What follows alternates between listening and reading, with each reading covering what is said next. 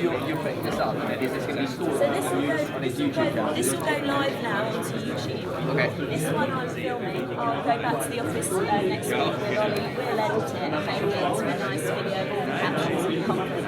Oh, cool. So people can watch it back. Are you doing tomorrow as well? Yeah. Yeah, great.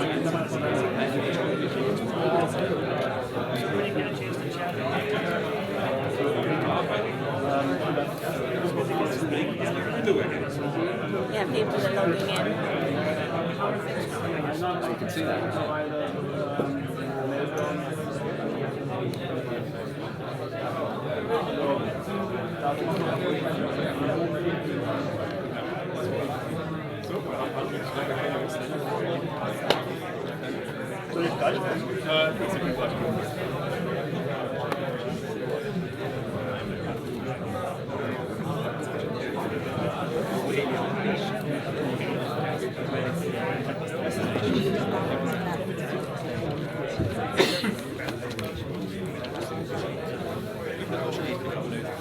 Hey, if you want to take your seats, so you can start pretty shortly.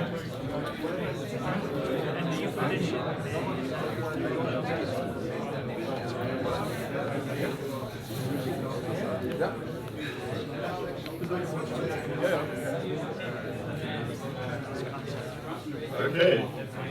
Well, welcome to Engelberg. It's a great pleasure to see so many of you here. Thank you all for making the journey here, and I'm super happy we've got such great weather, and certainly encourage everyone to go and see the resort after we finish at 12. I'm shortly going to start a fireside chat with with Wolfgang Grenke. I'll introduce him to you in a few seconds. But before then, quickly on the agenda.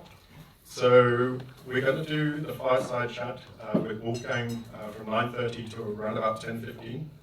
Then there'll be a 15-minute pause until 10:30. And then at 10:30, we're going to start with the Q&A. I encourage everyone to ask me whatever they want about the fund, about how I invest, the companies in it. And that should go on until about midday. Then at midday, in the interests of the enthusiastic skiers here, we're going to make a cut. And then people, we all have the afternoons to do what you want. For the skiers, it's obvious what to do. For the non-skiers, there's lots of activities here in Engelberg. There's tubes, there's an igloo village, but most importantly, at the top of the mountain, there's an expensive watch shop. So it would be great to see the shareholders supporting our company here.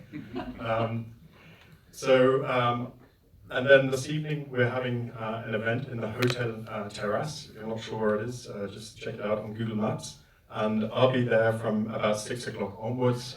Everyone is very welcome to come along, including any friends or partners or children that you have with you here in Engelberg. And then tomorrow morning, we're going to do an emerging manager meeting. The purpose of that meeting is to encourage and help the next generations of managers. Because I know from first-hand experience how hard it is to get started. And the format there is we're going to do a fireside chat again, this time the other way around. I'm going to be interviewed by Nate Chesley. I'll introduce you to him tomorrow morning. And then after that, so that will be from 9:30 until around about 10:15, and another 15-minute pause. And then after that, from 10:30, there's going to be a panel discussion. We've got some great people who are going to be on the panel, and I would encourage the young managers, and all of these people are themselves investors who allocate capital to young managers, so you can hear directly from them, what they look for in managers, what they look for in a fund structure. And I think what you'll hear from them is actually quite different from what the consensus is of what a young person's fund should look like. So I'm sure that will be interesting. Okay, with that, I think that was the agenda. And so now I'm super happy and privileged to have Wolfgang with me here today. So Wolfgang is the founder and the CEO of it was called Grenke Leasing when I first invested in it. As it now does more than just leasing, the company is just called Grenke. I still think of it as Grenke Leasing though. And if there was one person and one company which has been most important to me as an investor, it's this company here. When the fund started, Grenke was about 35% of the assets under management of the fund. And even today, it's still the largest position in the fund, accounting for roughly 20% of the fund.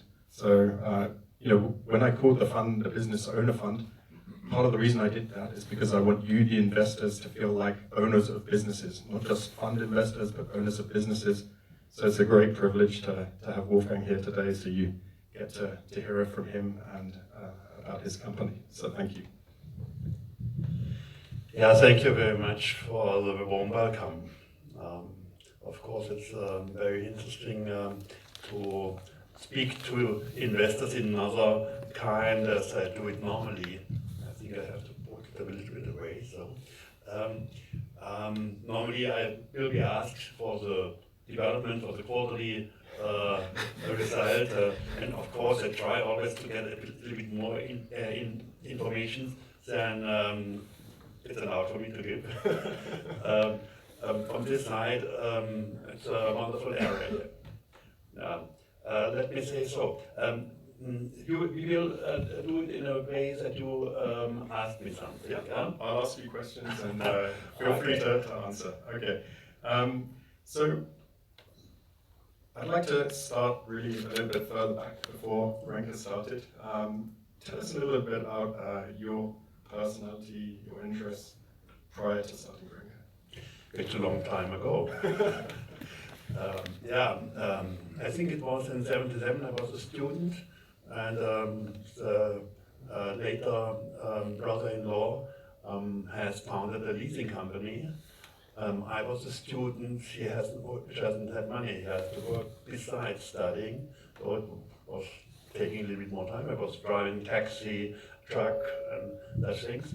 And then my brother-in-law has asked me if I would like to work in this time for him, because I'm studying economics, economic engineering. And I said, yes, why not? Then I've seen this, seen that he has always invested in bigger amounts, bigger tickets.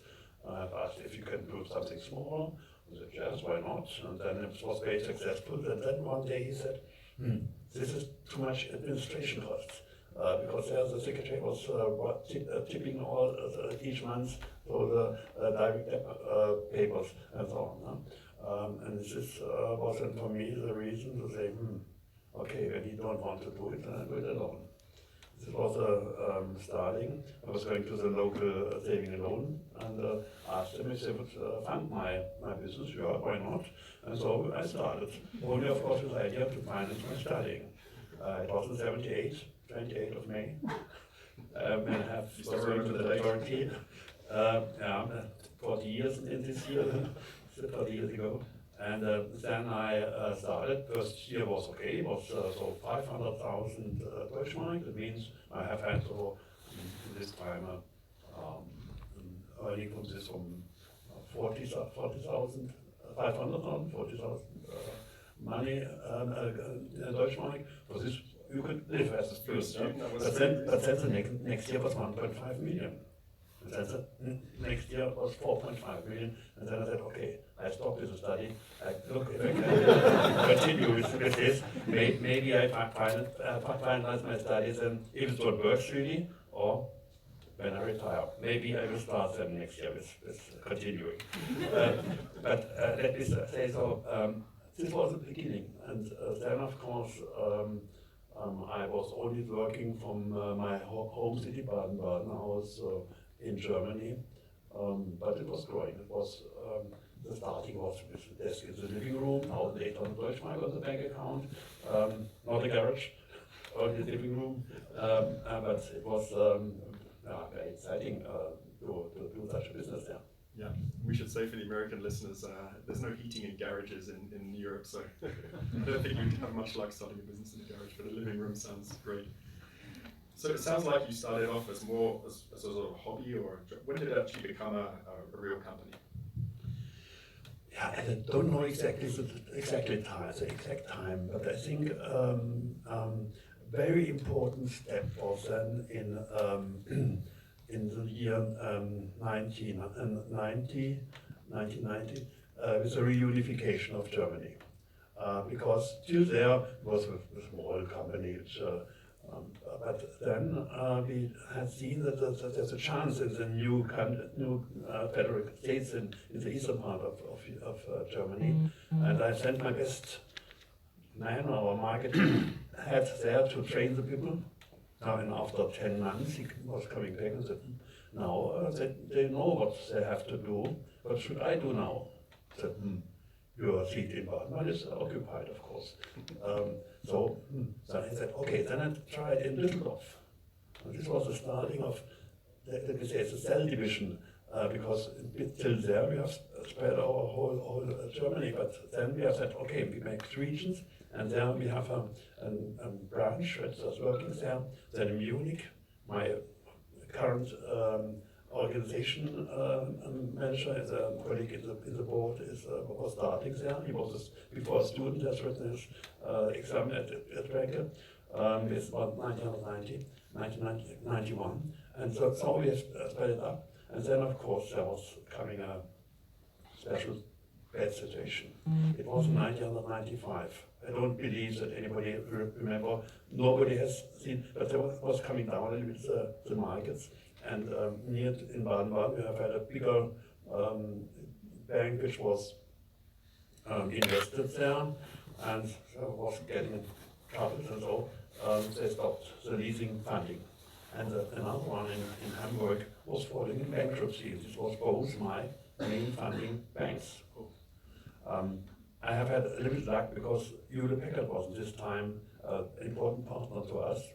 It was the time before the merger with Compaq. That was normal and successful.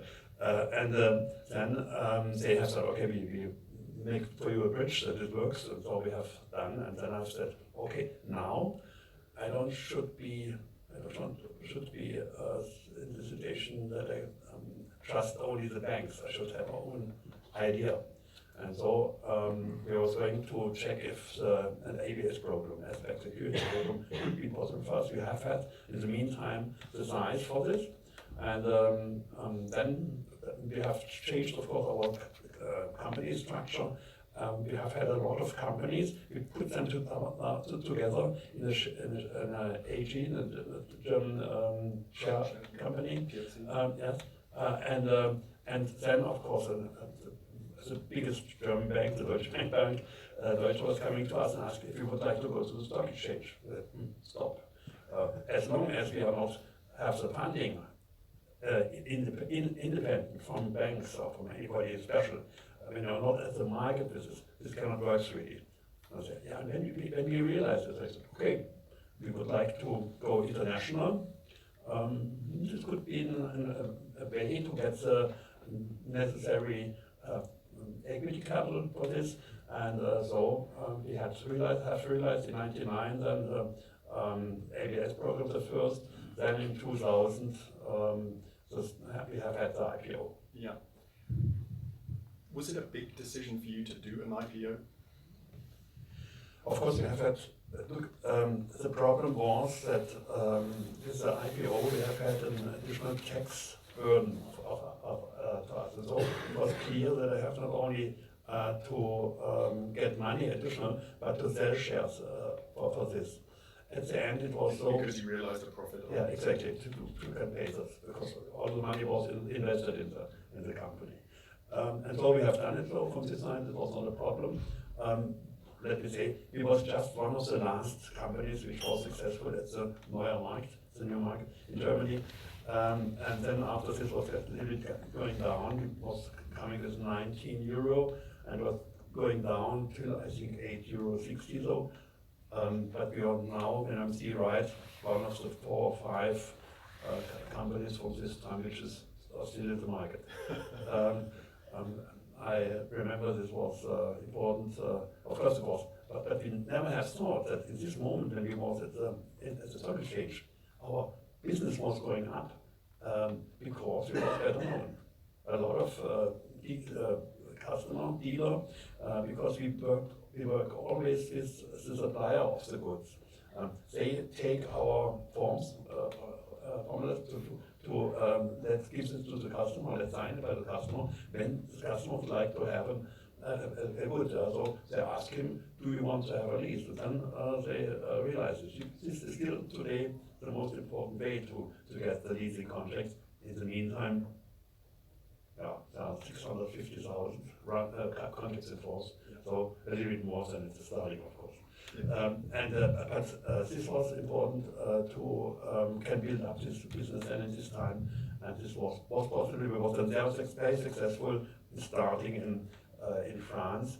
First we were starting in Vienna, in Austria, but then from France because Bâle is only 10 kilometers away from the eastern part of France, and we have had them. So when was the first time you went outside of Germany to? Yeah, it was 98. When we have seen that we can realize these 8 programs, we were starting in Austria too, and then it was after this starting in France. That was a young man who said, okay, I make it first cross border to France from Bâle, and then later to have them to found the company there. And this young man is today our CMO for marketing for phase 2 and support. Chris, and so this may be a very important story that a lot of very successful people, which was helping me in over these years, are still in the company or near to the company. Yeah. Yeah. So, what was the what really helped you? What helped you to internationalize? Could you just do a cookie cutter approach? You took the product you were selling in Germany and just take it overseas, or were there problems? First, of course, we have always, when we're going in a new country, now we are 35 countries, we have, of course, to check if this is possible from the legal side. If maybe you have another rule for the supervision by the central bank or something like this. You have to look for the law, as it's called. Of course, the market must be existing in the same way. Small tickets are mostly bought or leased by small and mid-sized enterprises, SMEs. And this means that such condition must be really existing, and this we have all in the center of Europe. This wasn't not from this side the problem. The problem is then the next to have the right people, because without the people don't work. I think this was very important that we have always found the right for this. Today our German market is only 20% of the whole market, which we cover. Yeah. One of the big things for business owner is finding the right people. But how do you find the right people? You must have hired hundreds, if not thousands, of people over your career. What do you look for? Now it's 1,200 people in the 35 countries. This is different. In some countries, you have the opportunity, let me say so, that it's not just so usual to work with the people like in Germany. Let me say in Italy. There, 2008, 2009, there was one of the crisis, and then some companies was leaving the market, like GE Capital or Siemens Financial Service, and these people was educated, of course, and some of them was the right one for us too. So we had the possibility to hire them. In our own country, in Germany, we have offer the education by ourselves. Yeah. In dual education on the lower level, but even in dual studying, which is possible in Germany. And there we have in the moment 50 young people which are in the education. We have just some days before, 1 week before ago, we have had a fair in Karlsruhe for education. 20,000 people from the region was there. and I was going to the stand of Grenke, and there was a group then from, let me say, 15 of the young people, then we have taken a photo, and my colleague, which is responsible for the education, has sent me then the photo of the first group that was, I think, 6 people 10 years ago. And this, from this 10 people, now 4 are in the management. Wow. And one is our franchiser in Melbourne, that was going the whole way during this time. So that is really typical for Grenke to have a career in their own company. Yeah. So rather than try and pick seasoned executives, you rather take lots of young people and see which ones come up. One of my new colleagues, Sebastian Hirsch, is now up from next month responsible for the investor relations. So maybe you will meet him more often. He was direct after his dual study coming to us, and has was then going up via the funding area, then to the controlling, and now as a. So he started as an apprentice and is now right at the pinnacle of the company. That's great. Maybe now's a good time for the benefit of the people who know the company less well. Maybe you could describe what the competitive advantage of Grenke is. If we look down to 78, that was the idea to program this writing of the secretary from the paperwork. There was not existing PCs. There was only microcomputer like from RadioShack or Olivetti or so. But I've learned in the University of Course to write programs. Till 95, I've written all our programs. So you were one of the original geeks then. And so, let me say so, that was the first fintech company. In 1978. Yeah, of course, with all the technical. We was happy when we have had the first hard disk with 15 megbit, and has cost 30,000 Deutschmark. Yeah, so the times are changing. Today, of course, we are in this area too, but the basic idea is still the same: to hold the costs down by automatization, what you can automate. That means since 2 years we have a electronic contract without any paper. And we roll out this now and this year in additional, I think, 7 or 8 countries, because we have always to check, of course, if the legal questions are really solved with this. That really is a working contract.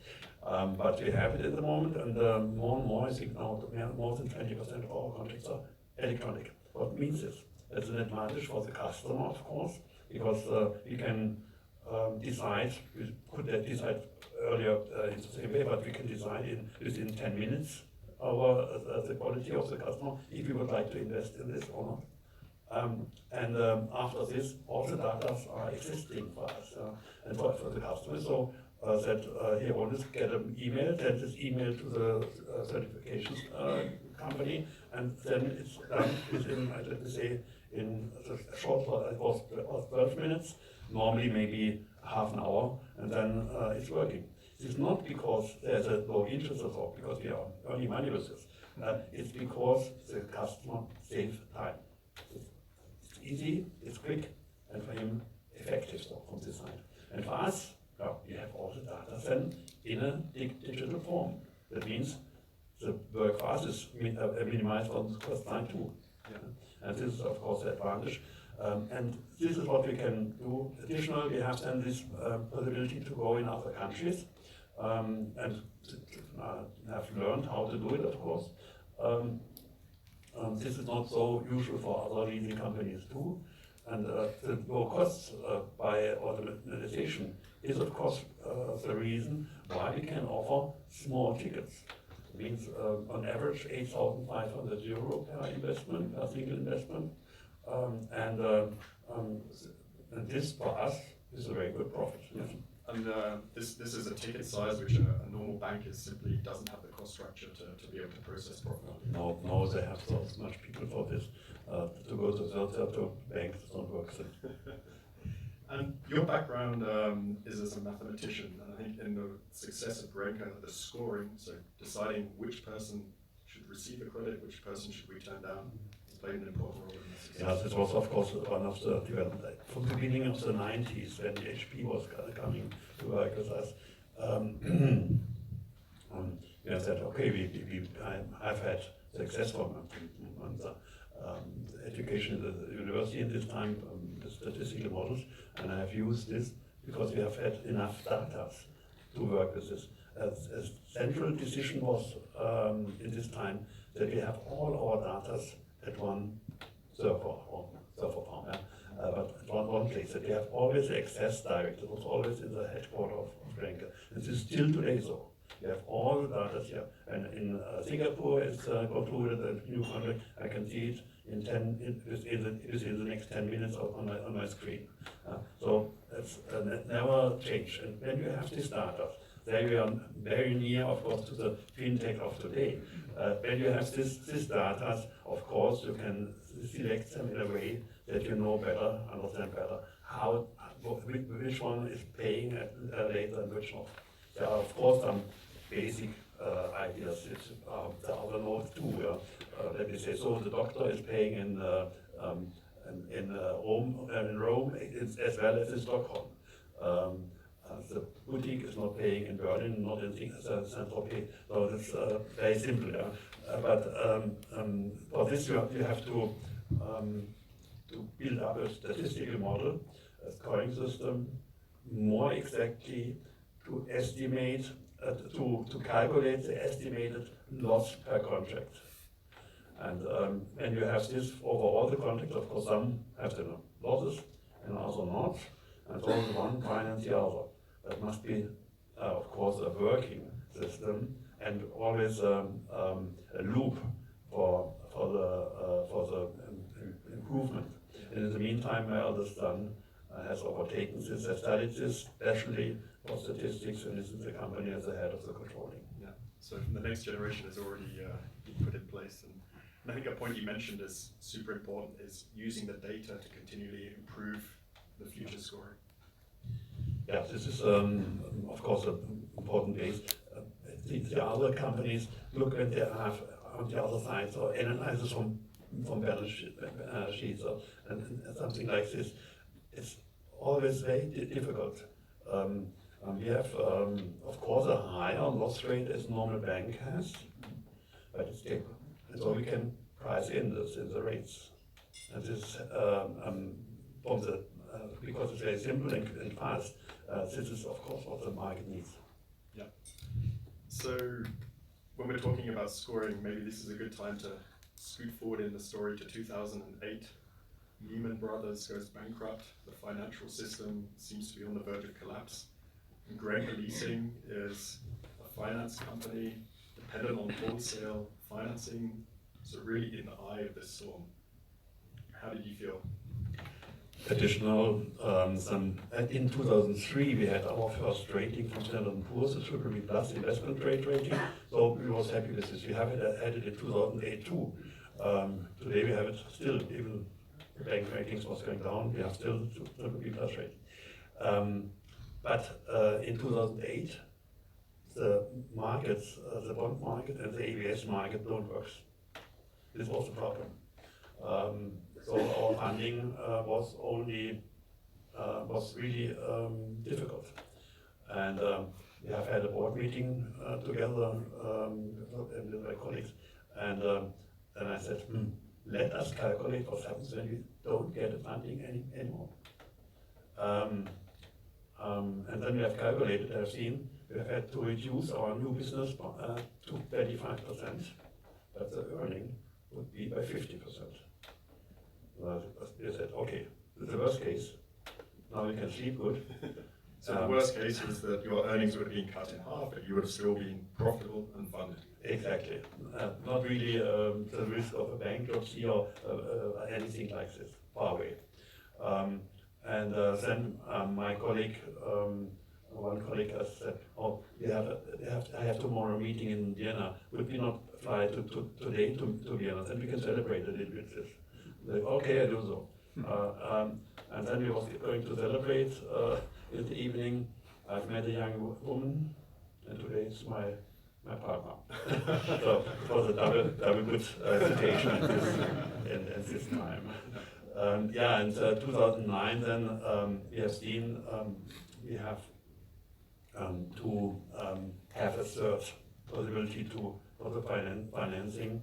And so in February, after this happened in end of October 2008, and in February 2009 we have bought a bank, because the bank was, of course, not expensive.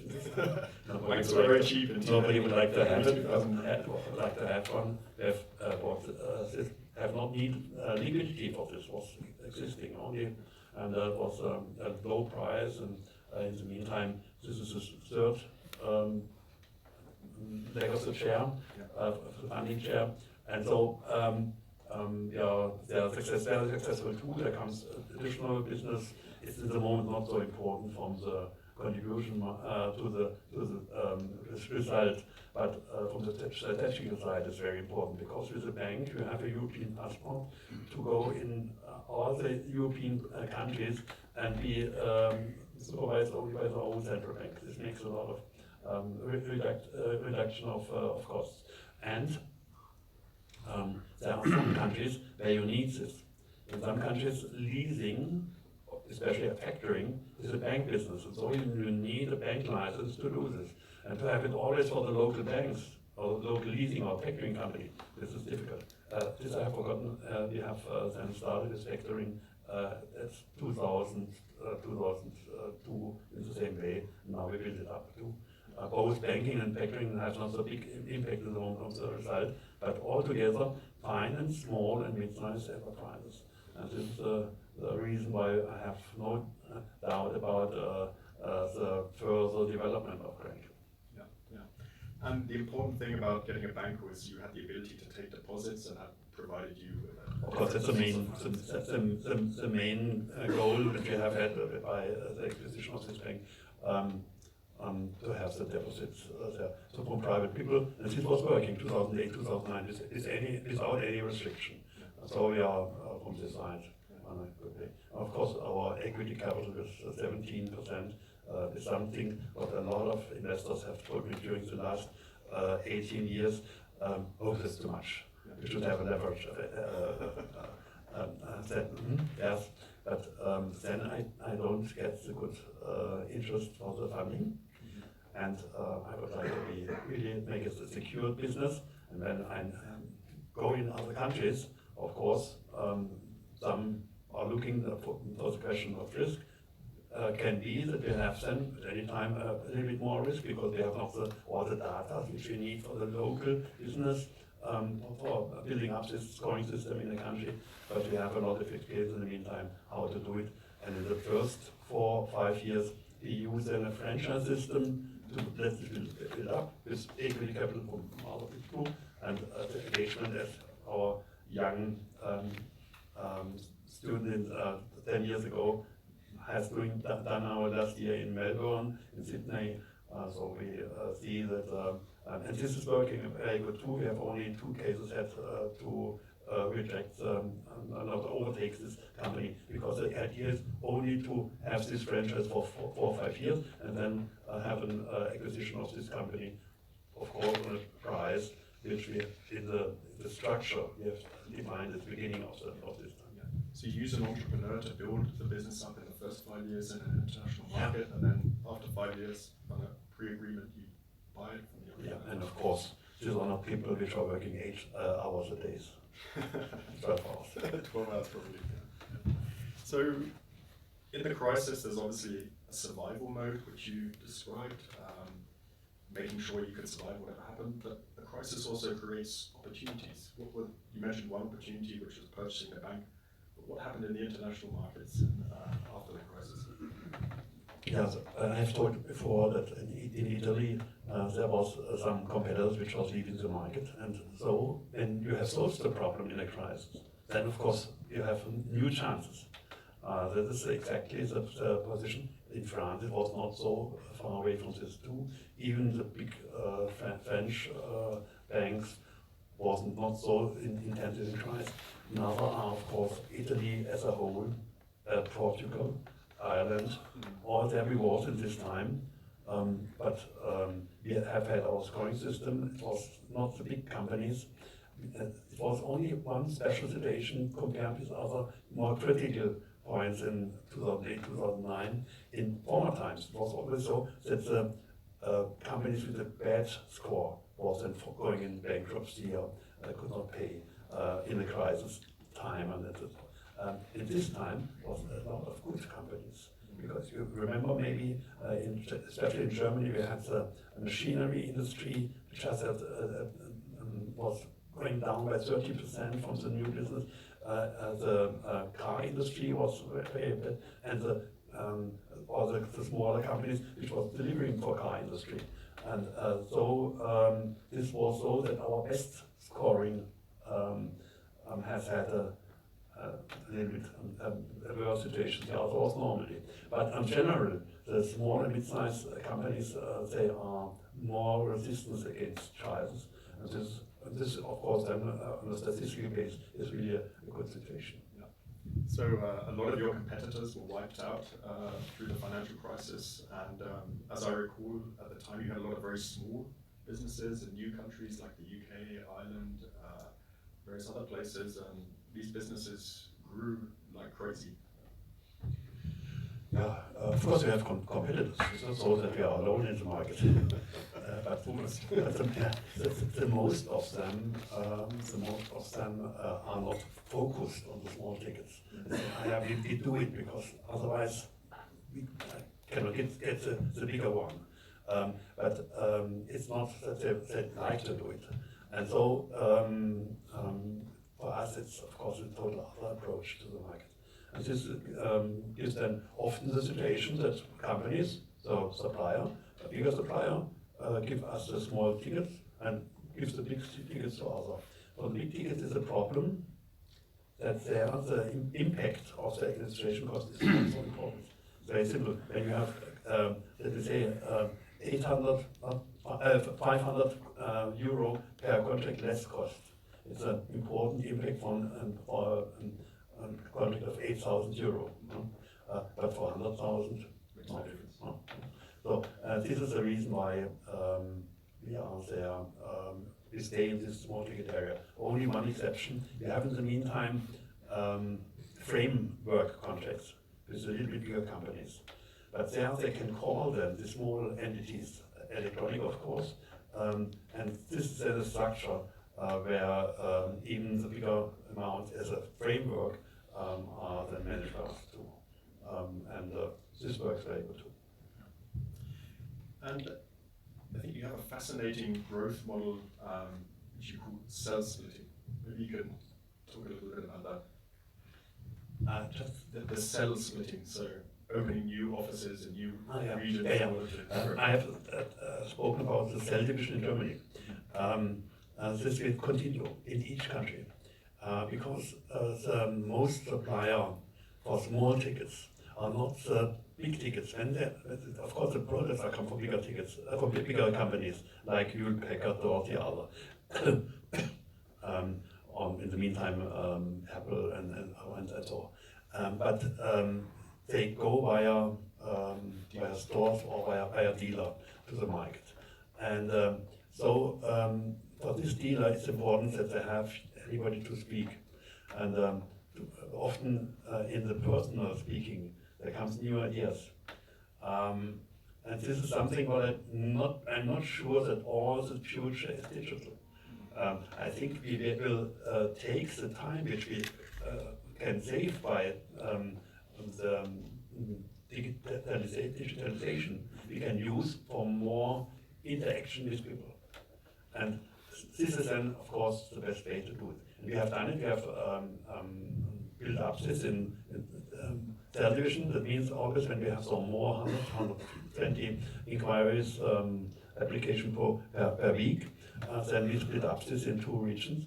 And this we have done very successfully in Germany and also in other countries. Now, just last year, we have done it in the Emirates. We was, of course, in Dubai, and they have made one in Abu Dhabi, even only one hour away. But there are other supplier, other dealer, and they want to have the direct people to speak to them. Yeah. That also creates development opportunity for the young people in the office to then go and set up their own office. That's right. And even on the other side, you have to look what happens in the internet offers with products. When a customer know exactly what you want. Of course, that you have an application interface to give this to suppliers that they can build in websites and so. But in the most cases, they want to have a personal. We have, of course, such offers, and the surprise is they could do all this in the internet, which are going there. But 80% want to have a callback. The people need this interaction. It's reassuring that there's still a role for people. Okay, so you've been with the company since the very beginning, over 40 years, I understand, and the forthcoming AGM, you're going to step back. How do you feel about that, and how do you see your role in the company going forward? Yeah, I will be a candidate for the supervisory board in May. You have my vote. I think nearly I have all the votes because I have them by myself. But even no, I think I will be an active member of the supervisory board. I think it's, and of course all my colleagues can ask me if they have any question. I think it's the right time. I get now 67. Of course, some entrepreneurs are older, but I think it's the right time to, let's say, to give the responsibility to my colleagues, which are doing this longer time and they are successful. But it's not so difficult from the other side. I'm often asked, is this now a big step or so? They know not really, because when you have started the company, you always have given shares of your work to others. So at the end, the most is that of nearly all is done by your colleagues and by you. Yeah. And I think from the perspective of a founder, maybe the most satisfying thing is to see a company works without you being there. Yeah, for longer term, it's a need.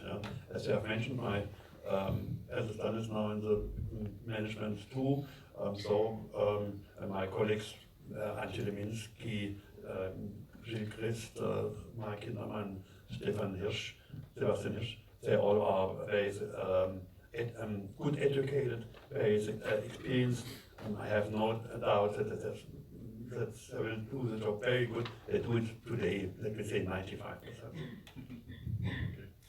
And as you look, into the future, so 10 years into the future, what are you most excited about for Grenke?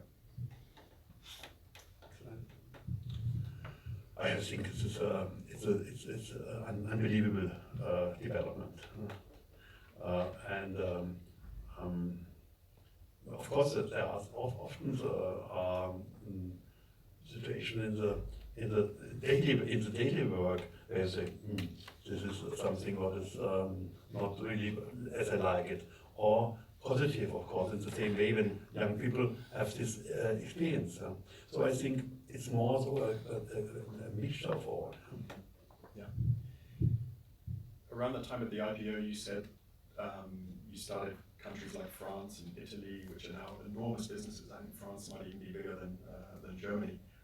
Which is, if you look at the batch of the smaller countries, today smaller in terms of the lease book, which are the ones you think can become the next France or the next Italy?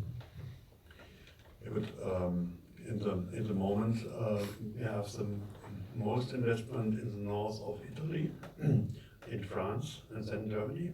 UK is growing good, even without any impact from the Brexit, or the income Brexit. We have one area where we have had a little bit distance till now, that is the States.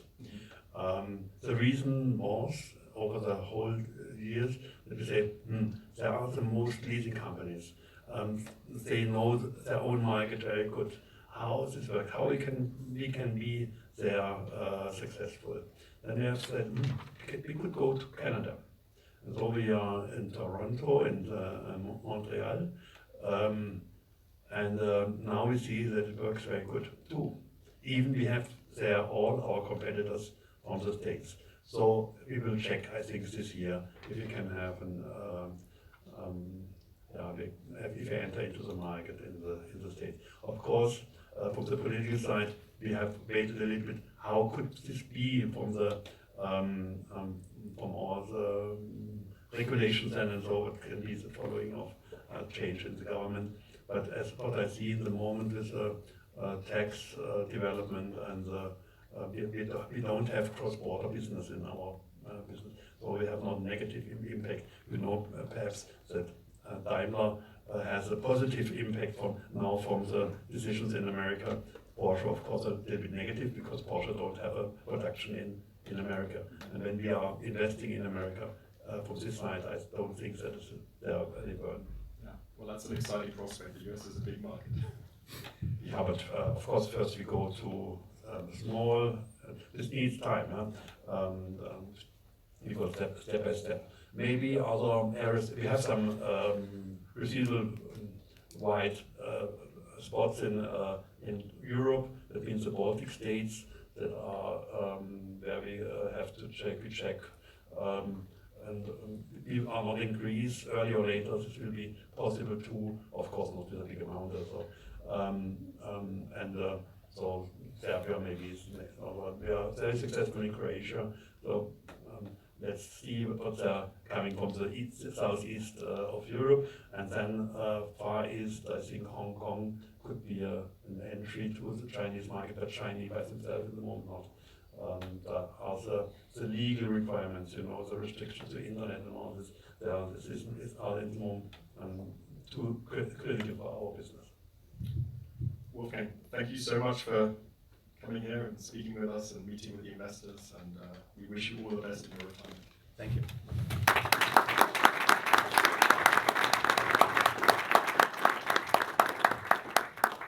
Okay, we're going to do a 15-minute pause now. Grab a drink, refreshments, whatever, and we'll be back at 10:30 for the Q&A. Thank you.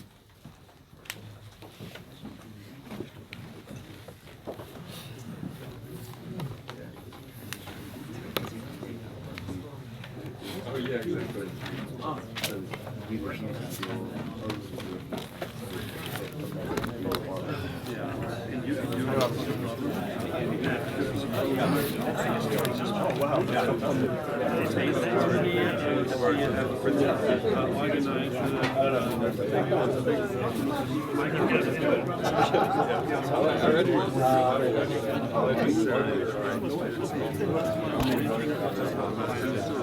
Yeah, well, it's bad. Is that on there?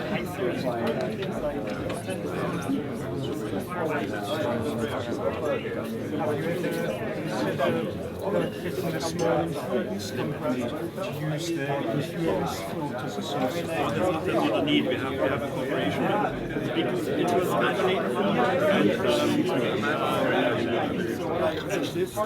it's working like a reinsurer company.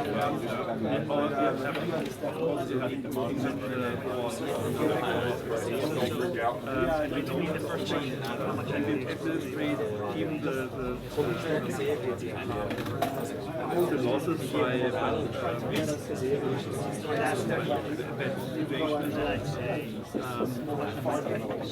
so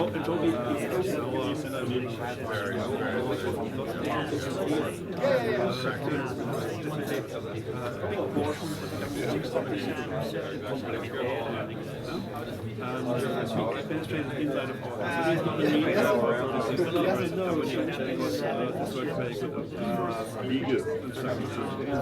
But they can be the business when they have a legal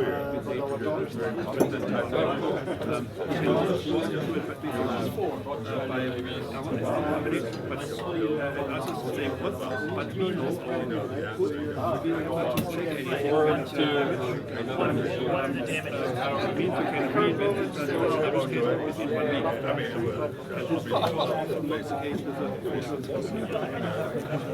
Have you ever considered, instead of banking, only taking over the bank, actually taking control of an underwriter and using the underwriter as a source of capital? To use the insurance as a source of capital in the same way as what we purchased insurance and used insurance as a source of I think globally,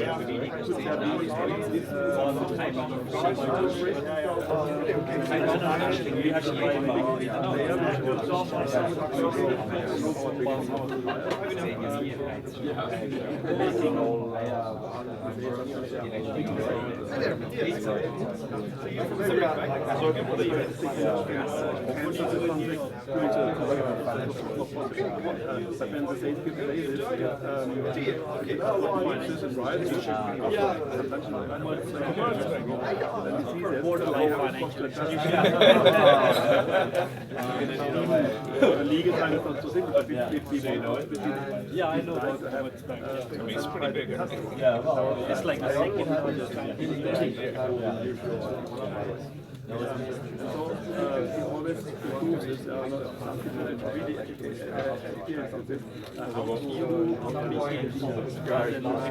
to more people like here in the next stage. Do you specialize in this sector?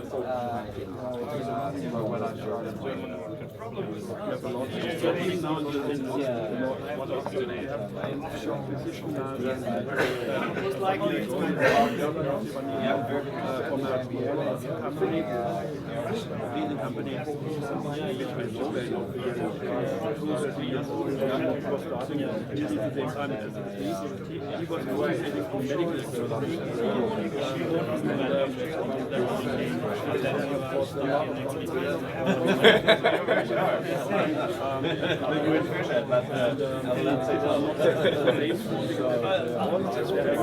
what would he see this guy be doing here? I know how this works.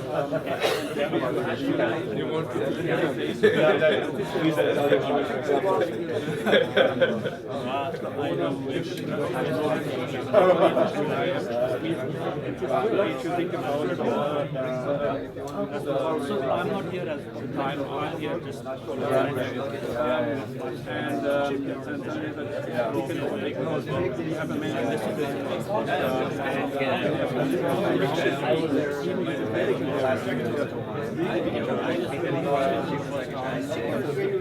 And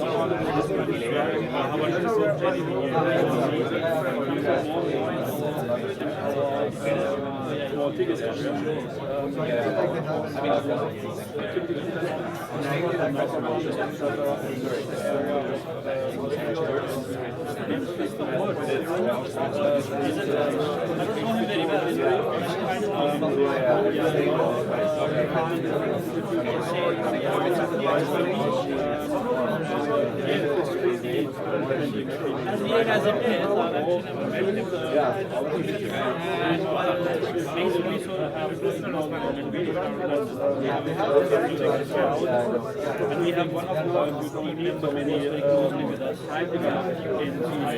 They used to be two. One of them is and then we have slightly different business sectors. Three is already like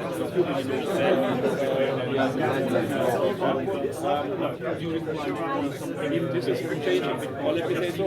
The first we have mobile doing that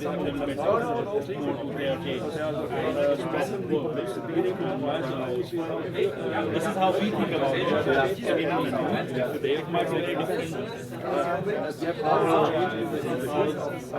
They think about it.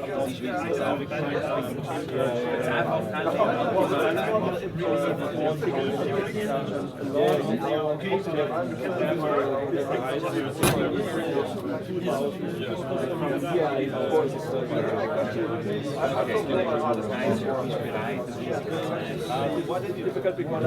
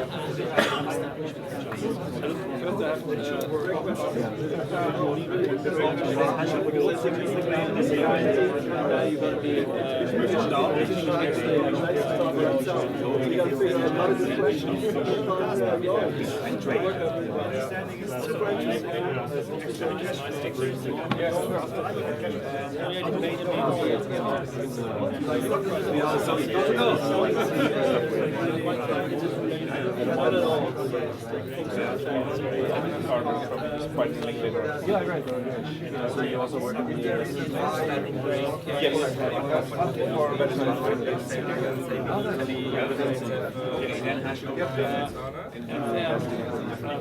well, it's well, I know that person.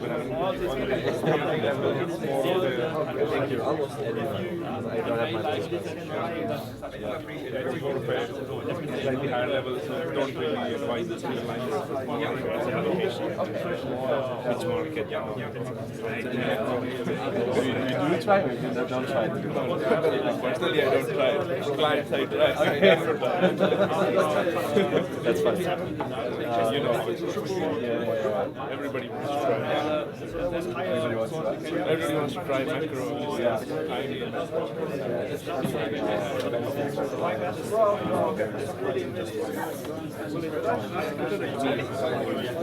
I mean, you can use the direction. You just it's full game if you're trying to time. Yeah, you can use the direction.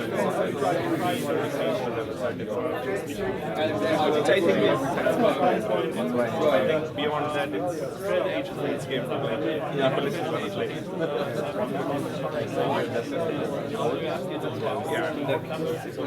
But I want to just more towards the investing side, like single line. You also no.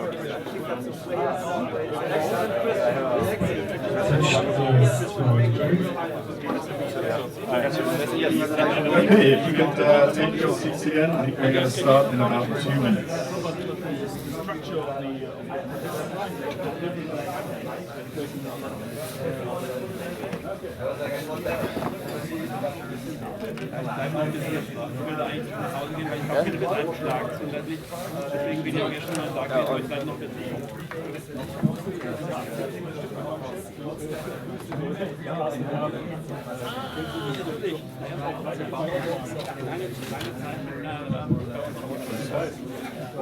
Okay, please take your seats.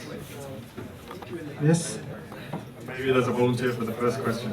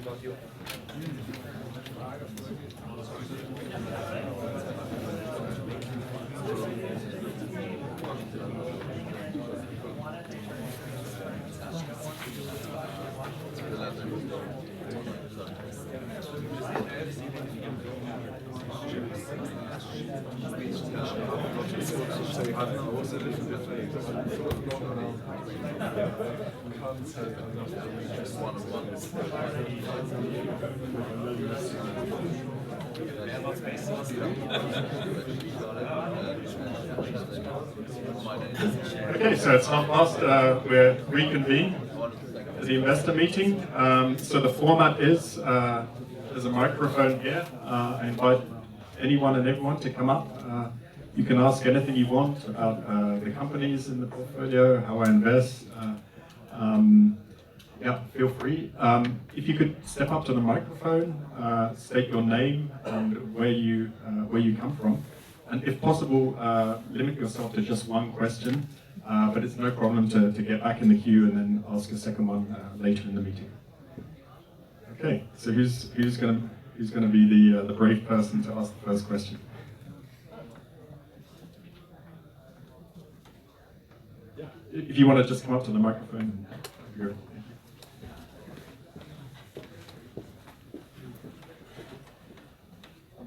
Didn't know I'd have to come up. So it's Peter Scott. I'm from the UK. Having heard that talk, it's really interesting. A company you invested in for a long time, very successful. How do you maintain your objectivity when you look at an investment you've owned for so long, so successfully? How do you stay objective and keep evaluating whether it still makes sense to hold it? Yeah. So I guess sort of part of your question is, or your question kind of presupposes that objectivity is a good thing, and I think that's a sort of a commonly held opinion in investing, that you should be very rational and keep emotions out of the door, and every day theoretically be willing to wake up and reevaluate an investment decision. That's not the route I go down. I really think emotions can play a very important role in investing, and for me it's actually super important that I like the people who are running the business. I enjoy being a shareholder in the company, and of course that creates the risk of perhaps not selling a business when the facts change, and one should. But don't forget, there's also a different type of risk. There's the risk of selling a company too early. And if you speak to experienced investors, it's very often the case that their biggest mistakes are not selling things too late, it's actually selling things too early.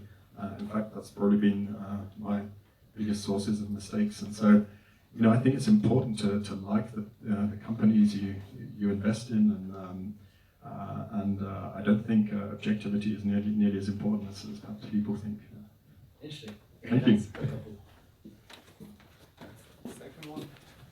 So first a suggestion. Could you just state your name and Samuel Weber. Just a suggestion first. If you want to give Grenke a boost, perhaps you can suggest that it names itself like Grenke Coin, as it was the first fintech company. So that will perhaps help. But on a serious note, when I look at the valuation, we already talked a little bit about valuations and that you think I'm too mathematically oriented. But when you consider that it generates a return on equity of 15%, it reinvests 75%, that means it can grow around 10-12% per year.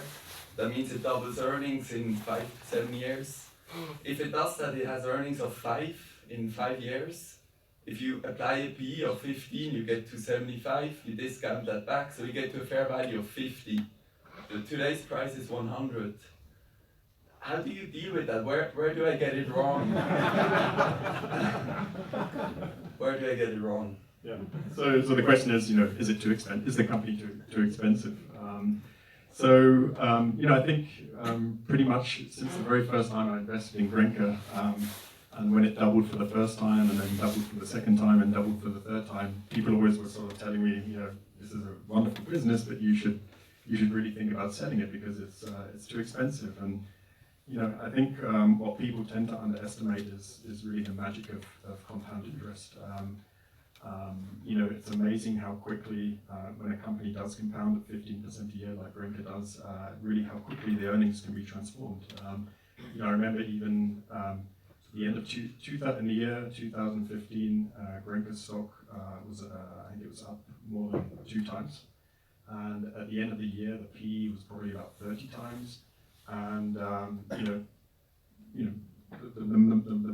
classic value investor would probably say, well, this is probably the time to sell. And and then the classic value for a period was actually correct, because in 2016, I think they counted the share price was down sort of 7 or 8%. And then this last year, 2017, I think the share price was then up 60 or 70%.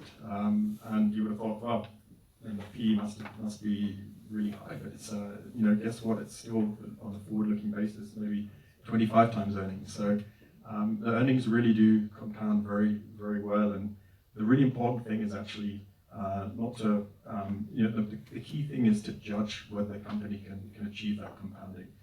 If the company is really able to deliver it, then it really doesn't make, a whole lot of difference whether you pay a little bit of a higher price or a lower price. The crucial thing is, the positive expectations you have really come about. So that's how I sort of think about it in a big picture way. But specifically to your mathematics, I disagree with your formula of return on equity and stuff.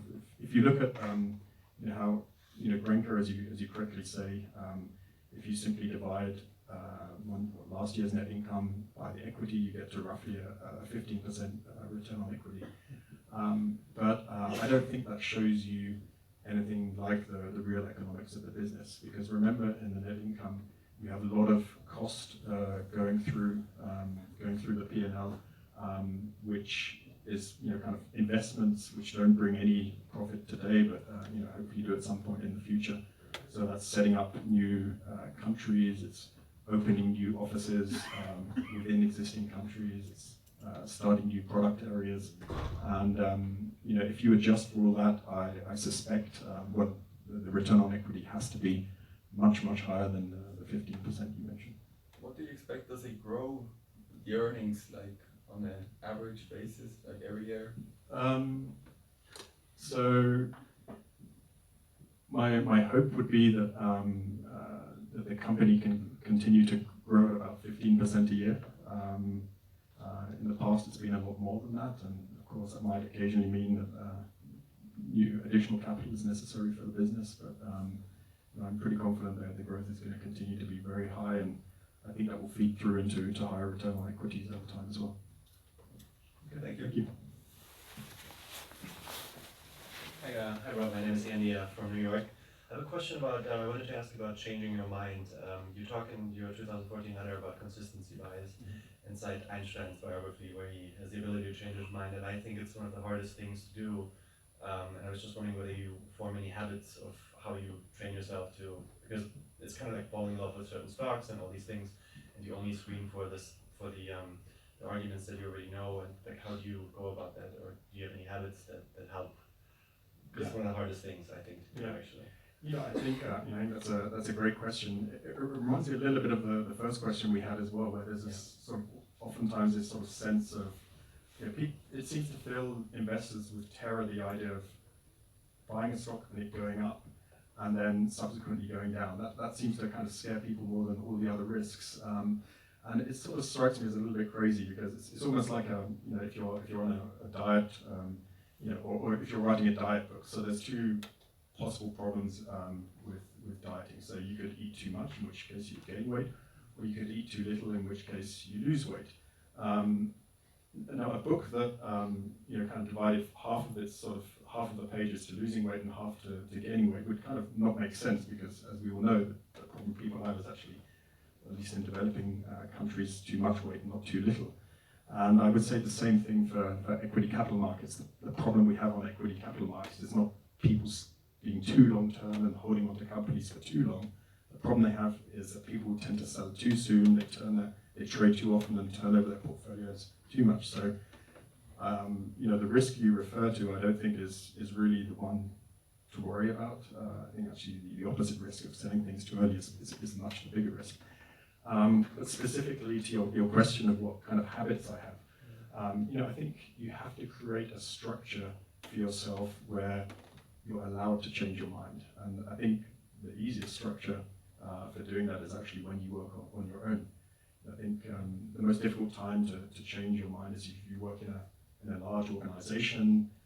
Perhaps an investment decision has been made by a committee and it was a controversial decision, so you're fighting for a stock to be bought, and maybe one or two of your colleagues, junior colleagues, hoping to take your job are saying, no, it's a bad idea, and then of course you're very publicly committed to that idea in the organization you work for, in the committee, and then of course it becomes psychologically very difficult to step down. And I think I have an advantage from working on my own, that all of my thinking takes sort of place in my own head, and of course there's no kind of political considerations when I think about a sell decision. I'm just really trying to allocate the capital in an optimal way.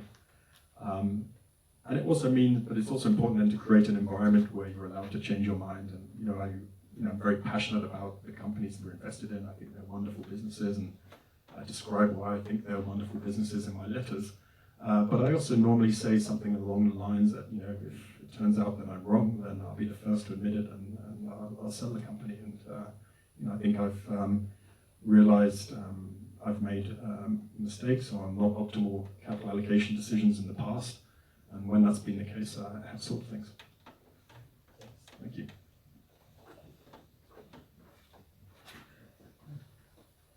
So it's going to be a short meeting if we don't get some more questions.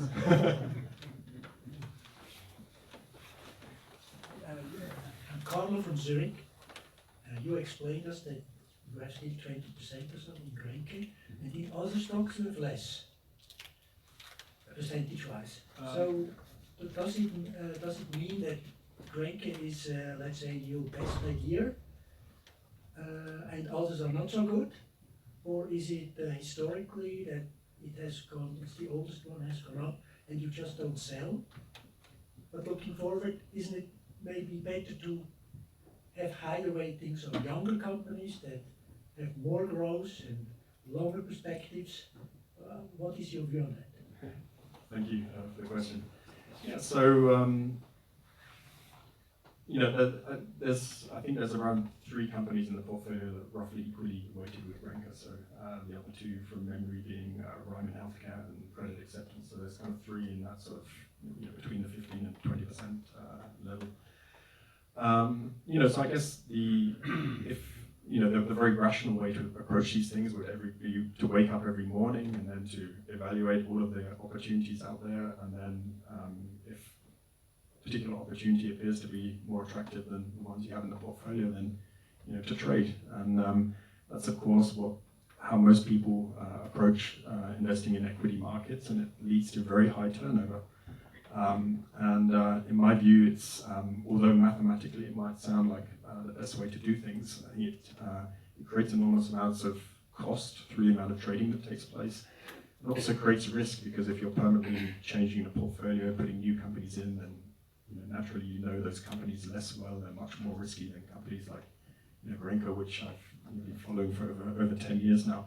So although I can't provide a perfectly mathematically rational answer to it, I do think the idea of finding great companies and sticking with them for the long run is the right route to go down, even if from time to time maybe the price seems less attractive. But and also from a lifestyle perspective, I like the relationships that I build with the companies over time, from being with them for a long time. Friendships oftentimes develop with the companies, and it's what's best suited to my personality, and so I think it's how I'm going to keep doing things. But you still could say, let's say, once a year, right? You think about it. Okay, maybe this. You don't sell the company. You just say, okay, Grenke is 10%, and then others that you discover and that have more compounded growth ahead, you put on the same level. Yeah. Yeah. No, I mean, I think Grenke is a company which will compound at about 15% a year for a very long time, and I feel very comfortable about the people who are there, and even if there was something that seemed to provide a modestly better return, I would probably not change it for those reasons. The reason I would sell Grenke would be if I thought there was some kind of technological disruption which was going to fundamentally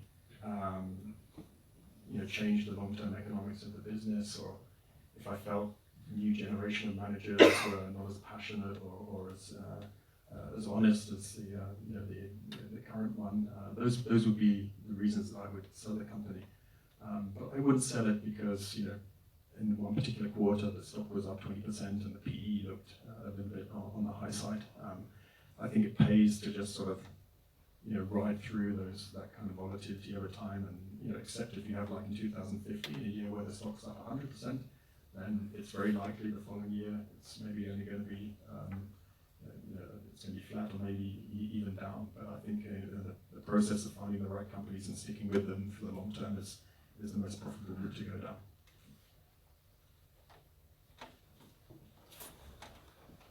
So just quickly, maybe related to how you organize yourself, like how is your day structured, how much time do you spend on research, how much time do you spend on education for yourself, on family, exercise, etc. And maybe secondly, I also take that you travel a lot. So what percentage of your year do you actually travel, and how do you prepare for those travels and journeys? Like how do you approach the companies? How do you approach employees, etc.? Yeah, thank you. Great question. So, I do travel a lot, as I think it's super important to actually see the companies, see the headquarters, visit, see the managers directly. I know not all investors agree with that. They think, well, if you visit a company, maybe you lose some of your objectivity. I'm the opposite. I think it's super important to see companies. So I do travel a lot, and I enjoy traveling, so that works well. But I organize my trips actually a little bit differently the last few years than the way I did it in the past. So if in the past there was a company in, let's say, New Zealand, which I was keen to see, what I would have done would have been to find a date where the company has time to meet with me, and then organize a meeting for an hour. And then, because it's a long way to go to New Zealand, and I don't want to go there just for a 1 hour meeting, I would then try and organize meetings with lots of other companies in the same sort of area in order to feel like the day has been properly filled up. But I kind of came to realize that that was not a great use of time because I wasn't normally particularly interested in these other companies. They weren't the reason that I was there. The reason I was there was because of the company I was really interested in. So what I've done increasingly now is when I want to visit a company, I normally ask if I can spend a whole day there or even 2 days. So I just visit the company I'm really interested in. And I use the opportunity to visit or to meet with lots of different people within the organization. I go out with the sales guy and visit some customers, or if they have, in the case of Ryman, for example, retirement homes, I'll go and visit with some of the retirement homes. When I went to Ryman, I also visited some of the other retirement operators and wanted to see what the competition was doing. So I really focus on what I'm interested in rather than just sort of doing a short meeting with what I'm interested in and then filling the days up around it with lots of other meetings. So that's something I definitely do differently from a travel perspective now. Of course, not all companies are kind of keen on that, but if a company were to say to me, that's great that you're coming from Switzerland to New Zealand, but unfortunately we only have an hour for you, given that's a 24-hour flight there and a 24-hour flight back, I'd probably say, well, that's great, but I think I'll pass. So that's in terms of the travel, which is probably about a third of my time, so that leaves the other 2/3 of the time for more kind of office type atmosphere. And there, I kind of feel super fortunate that the administration of the fund is all taken care of by the Investmentaktiengesellschaft für langfristige Investoren. It's a bit of a mouthful. It stands for investment company for long-term investors. It's a family office owned fund management company in Bonn, and they really take care of all of the administrative side of the fund for me, so it really leaves me time to do what I enjoy most when I'm in the office. And so what does that mean? It primarily means reading and thinking about investments. So if I'm looking at a company for the first time, I might quickly read through the annual report, check out the website, just to get a quick impression of the company, see if it's something that could be interesting for me. If I am very interested in the company, then I'll go much deeper into it. I'll read all of the available annual reports going back as far as possible, and do calls with competitors, with the company itself as a first step, and basically read whatever I can find about the company and the industry. So that would be kind of the one part, and then the other part is what I would call kind of more long-form reading. For me, the best sort of book I can find is one that really illuminates an industry which I'm not familiar with before. So if you can find a book, for example, 5 years ago I knew nothing about the restaurant industry, and I came across a book called Setting the Table by Danny Meyer, who's of course the owner of Shake Shack, which we recently bought. And I read that book, and after reading that book, I kind of felt I'd gone from knowing nothing about the restaurant industry to knowing actually quite a lot about it. So if I can ever find a book which has which really allows you to deep dive into an industry, then that's really a great thing. Then you also sort of mentioned how I divide time between work and family. And I think one of the really good things about working on your own is, of course there's certain disadvantages from working on your own, but the good thing is that my kind of, what I would call the kind of the water cooler time, so that time if you work in an office where you're hanging out at the water cooler, chatting with some colleagues, asking how they're getting on and stuff, that time, that sort of downtime, I tend to spend actually talking with my wife and my children, because there's no one else to talk to. And that's great because it means I get to spend time with them, and that's a good counterpart, because if I'm traveling, a third of the time, so I'm not around, not in the home, so I kind of feel I can compensate for that by being around more during the day, during a regular work week. Thank you.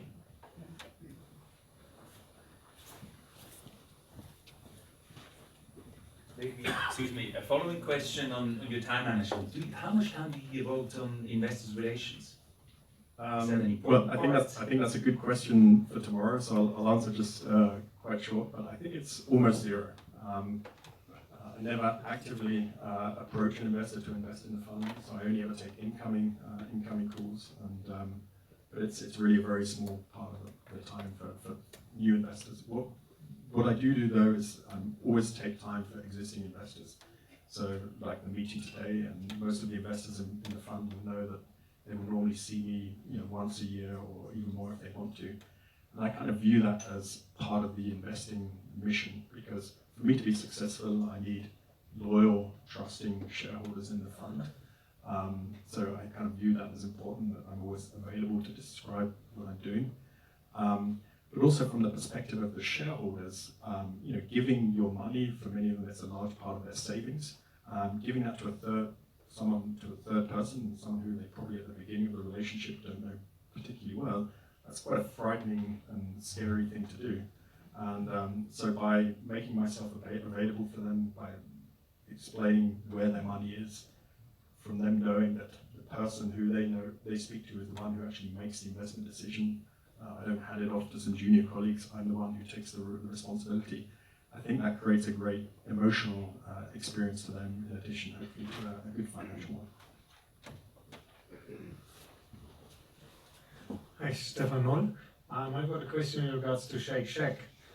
When I read about it in your quarterly report, I was a bit surprised, because it's not like there's a high entrance barrier of your arguments all the time, and there's lots of competition in the burger market. So in essence, you were saying at the end, it's quality and not price as it used to be in the past. Is that something we have to watch with other industries as well, that people focus more on quality and not price and price? Yeah, so thank you for the question. And Shake Shack is definitely a different type of investment to many that I've made in the past. So I've written a lot about that. I think the people and the culture of a company are really super important. And there's always then payoffs in life. So if you're going to look for the company which you think has the best culture and the best people, then it might not necessarily have the widest moat or the biggest competitive advantage.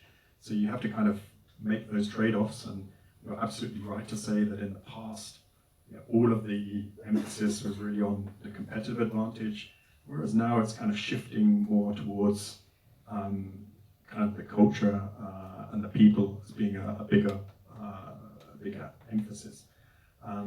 So let's see how that works out.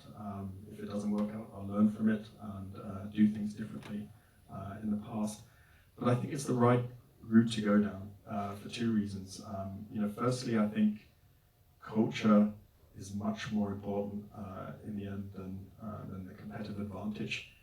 So having a company where everyone is aligned, they believe in the company's mission, they really are doing their best for the team. I think that's the most important thing. A lot of people, perhaps at some point in their career, work for a company where it wasn't the case, where it was very political. They didn't really believe in what the company was doing. They thought the managers were hypocrites. And of course, they're not trying their best. And anyone that plays sport knows if you're playing against another soccer team that isn't trying their best, that's a great situation to be in. So I really want to be investing in companies which are trying their best. And so that's the first point. And then the second point is, if you do have the best team, and I think we do have the best team in Shake Shack, you actually want of course there to be some competitive advantage and entry barriers, but you don't want too many, because the feature of a market with very, very high barriers to entry is, of course, that the market shares are fixed. The market shares are so set in stone that even if you have the best team in the world, it's not going to make any difference. If you think about MasterCard and Visa, which are two fantastic companies with enormous moats, in 10 years, they split the market, I think, roughly half and half between them for credit cards, leaving aside American Express and stuff. And that will probably be the split in 10 years' time. That's great from a competitive advantage perspective, but it's not great if you think you have the best sort of players in the world. If you've got the best players, you want there to be a kind of a competitive situation so they can go out there and crush the competition. So so I think culture is actually much more important than competitive advantage, because you have the best companies, and then you also have a situation where they can then exercise their excellence. But you're definitely right to follow it. Hi, this is Markus Sander from Frankfurt. Just one follow-up question, and then I've got another one, Rob. The first one is on your trips. You mentioned, if I got it right, that in the past you were fine with just an hour meeting, and then of course you try to get more, to have a full day or even two. How many of your companies do accept that? I mean, you're unfortunately, maybe you will become not Fidelity or Wellington. So I'm working as an investor relations guy at a German insurance company, and we are very fine in seeing and meeting investors, even small ones, and if they're interested in us. But we are also a quite small MDAX company. It's Talanx AG, by the way. So what is your experience regarding that, and how do you? What is your percentage of companies really giving you 1 or 2 days, digging really deep, and how do you do that? So that's the first question. And the second. Is it okay if we just pause there and I can answer that one, and then I won't forget it when you ask the second one.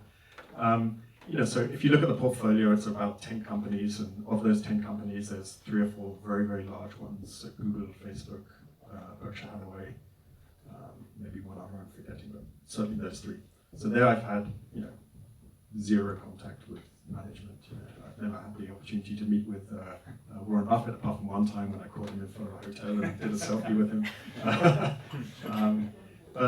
So there's very little contact with the large companies. I do think, though, it makes sense to have some large companies in the portfolio because they can be sources of liquidity if there's a crisis.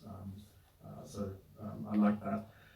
But of the 7, roughly 7 smaller ones, so Trupanion, Shake Shack, TFF, Grenke, Credit Acceptance, and so on. There, all of them, I've spent many, many days at those companies, not just meeting with the management, but with salespeople and various other people within the organizations.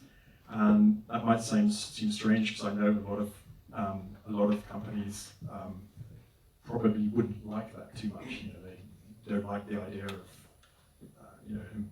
they have an investor relations department for the investor relations and don't want investors meeting with other people, and that's fine, and there could be good reasons for that, and I'm respectful of that. But there are also companies which are so excited about what they do. They love it when I say, I don't want to come for 1 hour, I want to come for 1 day, or I want to come for 2 days. They think that's just fantastic. It's motivational for the employees that they get to see an investor, makes them feel important if you meet with a sales guy or someone more junior in the organization. Obviously when I meet with these more junior people, I'll ask them a lot of questions. I'm very interested in what they do, and that's great for them as well. So and that tends to be the companies that I kind of have gravitated towards. I think it's a good selection criteria. I wouldn't rule if some companies won't allow me to do that, and I wouldn't necessarily rule them out of as investment, because there can be very good reasons why that would be the case. But in most cases, I have had that degree of access. Okay, yeah, thank you.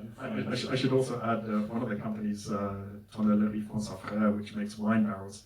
All of their subsidiaries are in wine estates around the world, so that's a particularly interesting one to Okay, and my second question is also something like a follow-up on your description regarding the valuation of the company and PEs and so on. I fully understand that you do not really care whether a company is, if you're long-term convinced, whether there's a PE of 20 or 25. But assuming what happened, for example, in 2000 when the markets get crazy, and assume that the interest rates remain rather low, which could lead to an asset bubble, which we partly see at least in real estate, could also happen to equities, I think.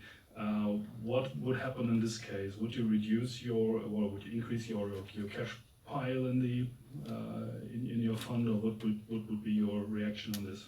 Yeah, so we saw some real craziness in 2000. It was really amazing times. Companies came onto the Neue Markt without revenues, without even a business model, and just on the back of some kind of random press release, the share price would go up 30% in a single day and stuff. And if ever we were to have the fortune that was happening to our companies and they were reaching those kind of crazy prices, then I would for sure sell them. But I think it's unlikely that will ever be the case. So if you think about companies like Grenke or Credit Acceptance, and they're not really exciting companies. They might occasionally the PE might get a little bit higher than it maybe should be, but I don't think you would ever see a company like Grenke trading on 50 times earnings or 100 times earnings. The only situation where that could happen would be if Wolfgang were to announce there's going to be a Grenke cryptocurrency.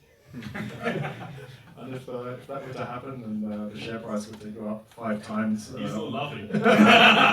Maybe he's got something in mind. I know you have plans on blockchain, but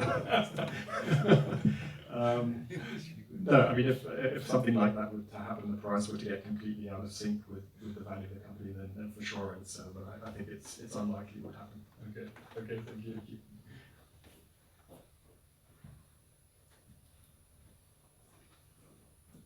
Hi, Chandan from Zurich. So I wanted to ask you about how we should think about valuing your fund. So, for example, if we look at XR, it says always traded below net asset value. So something like discount is 30%.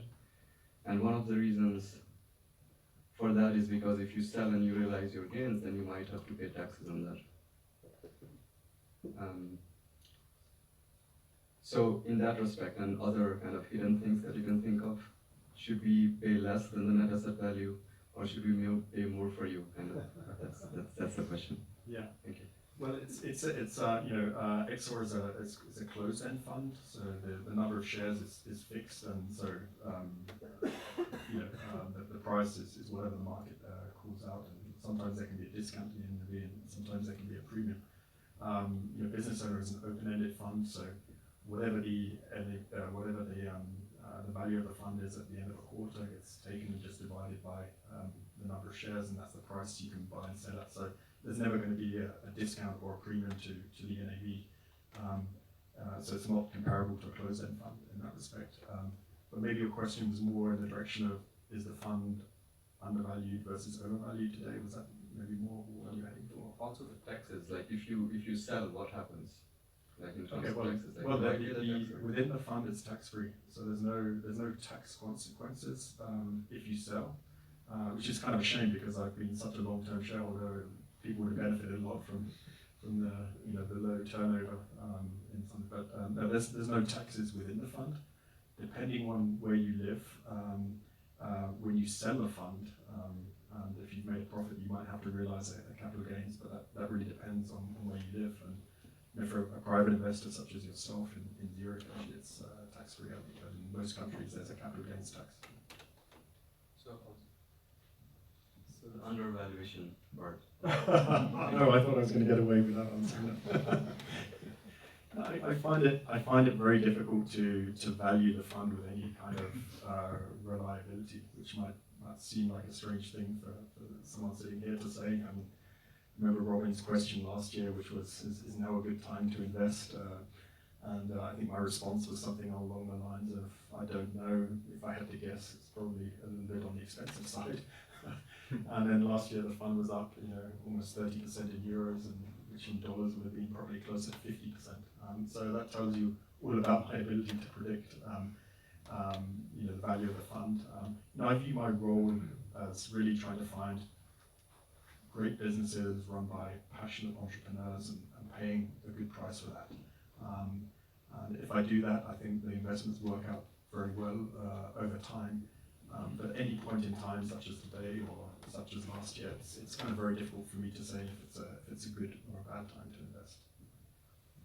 I mean, the only thing that you can say, and I think in that respect I was right last year, is if the market varies between periods of pessimism when things are very cheap and optimism when they get very expensive, clearly we're not in a pessimism point of the cycle at the moment.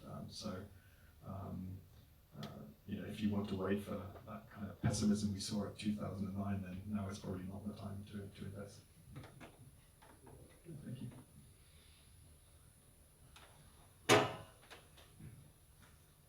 Hi there, Brendan from the US. I'm curious about the last company that you spent a serious amount of time on that you ultimately decided to pass on, just because it would be interesting to hear what turns you off on an investment if the first part was initially compelling. What kills it for you? Yeah, it's a little bit of a tough question to answer because I don't like to speak badly about any companies. But there was a company I visited, spent a lot of time on, and followed very closely for a number of years, and it's actually worked out quite well as an investment, but I passed on it. And the reason I passed on it was there was a CEO at the company who was actually the founder, and so someone I thought was exactly what I was looking for, someone who it's evidently his life's work, this company. And so I organized a lunch with him, which wasn't easy, but I managed to get a lunch with him. And so I asked him how he viewed his future in the company, and his response just kind of knocked me down. He said, it's a question of a negotiation between him and the supervisory board, and if they meet his expectations in terms of the compensation, then he's happy to stay. But if they're not able to negotiate a package which from his perspective is attractive, he has lots of opportunities elsewhere he can go. And I was just astonished by this answer. I mean, I thought, if you were to ask Jeff Bezos, what his plans are, he wouldn't say, if I get a good salary, I'm going to stay with the company. He would say, this is my life work. This is what I want to do for a very long time. And that's kind of what I was expecting from this CEO. And the answer was a different one. So that's why I passed on it. But so far, it's been a mistake for the company's done really well.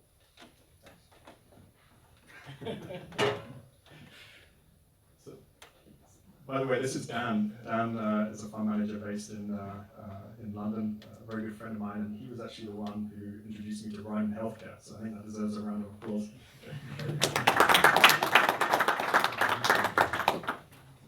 Hey Rob, it's going to be tough to ask a difficult question.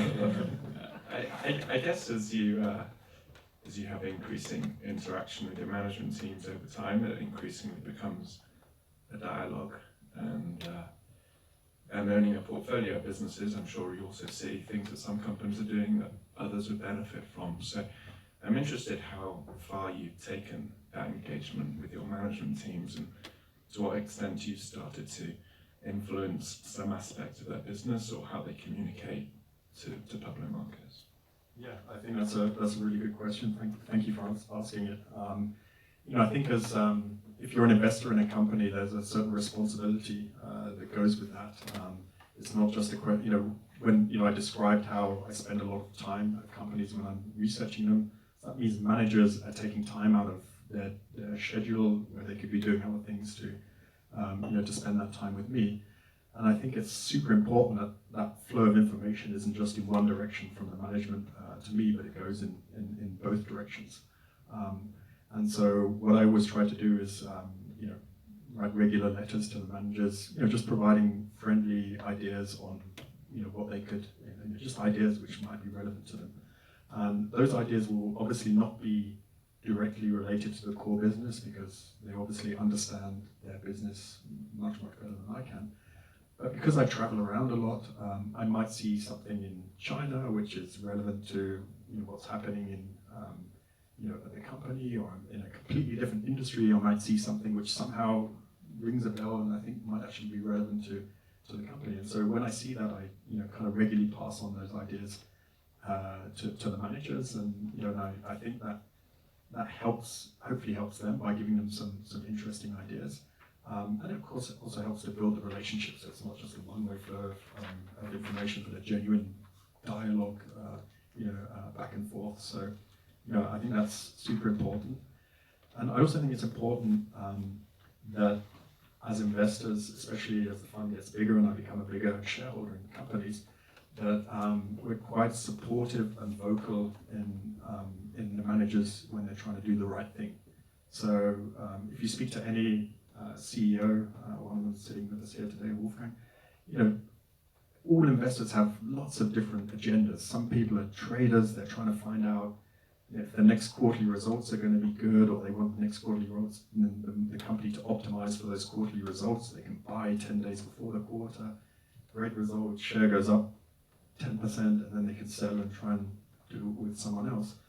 And then, of course, there's other types of investor, such as myself, which plan to be invested for a very long time, and we have no benefit if some kind of short-term optimization is done to make the quarterly results good. So the guys who want the short-term strategy are very vociferous. They're very critical of the company if it misses its quarterly results. They put pressure on managers to optimize for the quarter.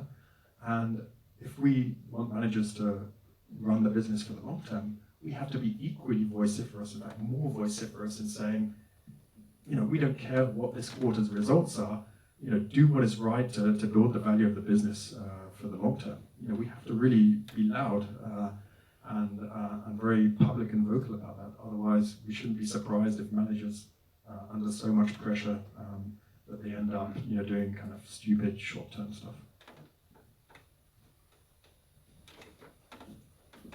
Hi Rob, my name is Stefan, and want to thank you and Dan for bringing Ryman to our attention.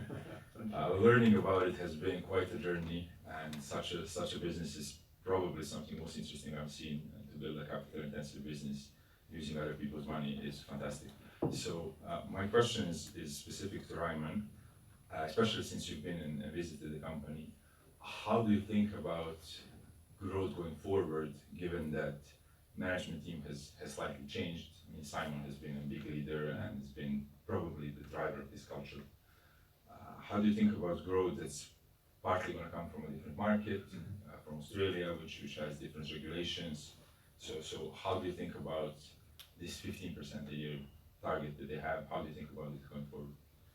Yeah, I mean, I think that's probably the least of my concerns in the case of Ryman. So, I mean, obviously, every investment you make, you hope there's going to be a lot of opportunity ahead of the company, so it can continue to grow, not just next year, but in 5 years' time and 10 years' time. And that's sometimes more the case in other cases. In the case of Ryman, I think you can genuinely say that the opportunity is almost unlimited. They started in New Zealand, which is one of the smallest countries in the world. There's still lots of retirement homes or retirement villages they can open in New Zealand. And then they've made the first step into Australia in the city of Melbourne. And the city of Melbourne is roughly the same population as the country as New Zealand. So everything they've achieved in New Zealand, they can theoretically replicate in Melbourne. When they're done in Melbourne, there's of course lots of other big cities in Australia they can go to. And when they're done with Australia, there's lots of other countries. The product is so unique and so valuable. There's not a country in the world where it wouldn't work. So I really feel every investment has certain advantages and disadvantages. But in the case of this one, the opportunity is just astonishing.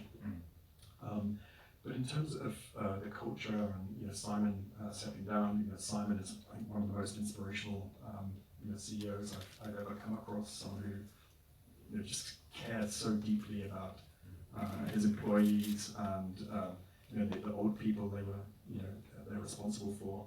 I think the company's motto is our retirement villages have to be good enough for mum and dad. That's really, and they really feel that. And the company really feels that very deeply. You kind of it permeates every conversation you have. Whenever you ask a question, they always, it always goes back to, okay, how can we care? What's in the interest of the old person? How can we? What's the best thing we can do for them? So that's really deeply entrenched in the culture of the company. And this is the important thing, though. The company has been fantastically successful financially. So that creates this incredible virtuous circle that people are behaving in a way that feels good. Of course, it feels good to be taking great care of people. And they also feel like that's what makes them successful financially. So it comes very naturally for them to continue doing things that way. And so although it's a great shame that Simon had to step down for reasons of his illness, I kind of feel that it's a multi-headed hydra. I mean, just sort of because one of the heads has been chopped off, I think there's hundreds of heads in the company which will continue to you know, to drive this culture in the future. Thank you. Thank you.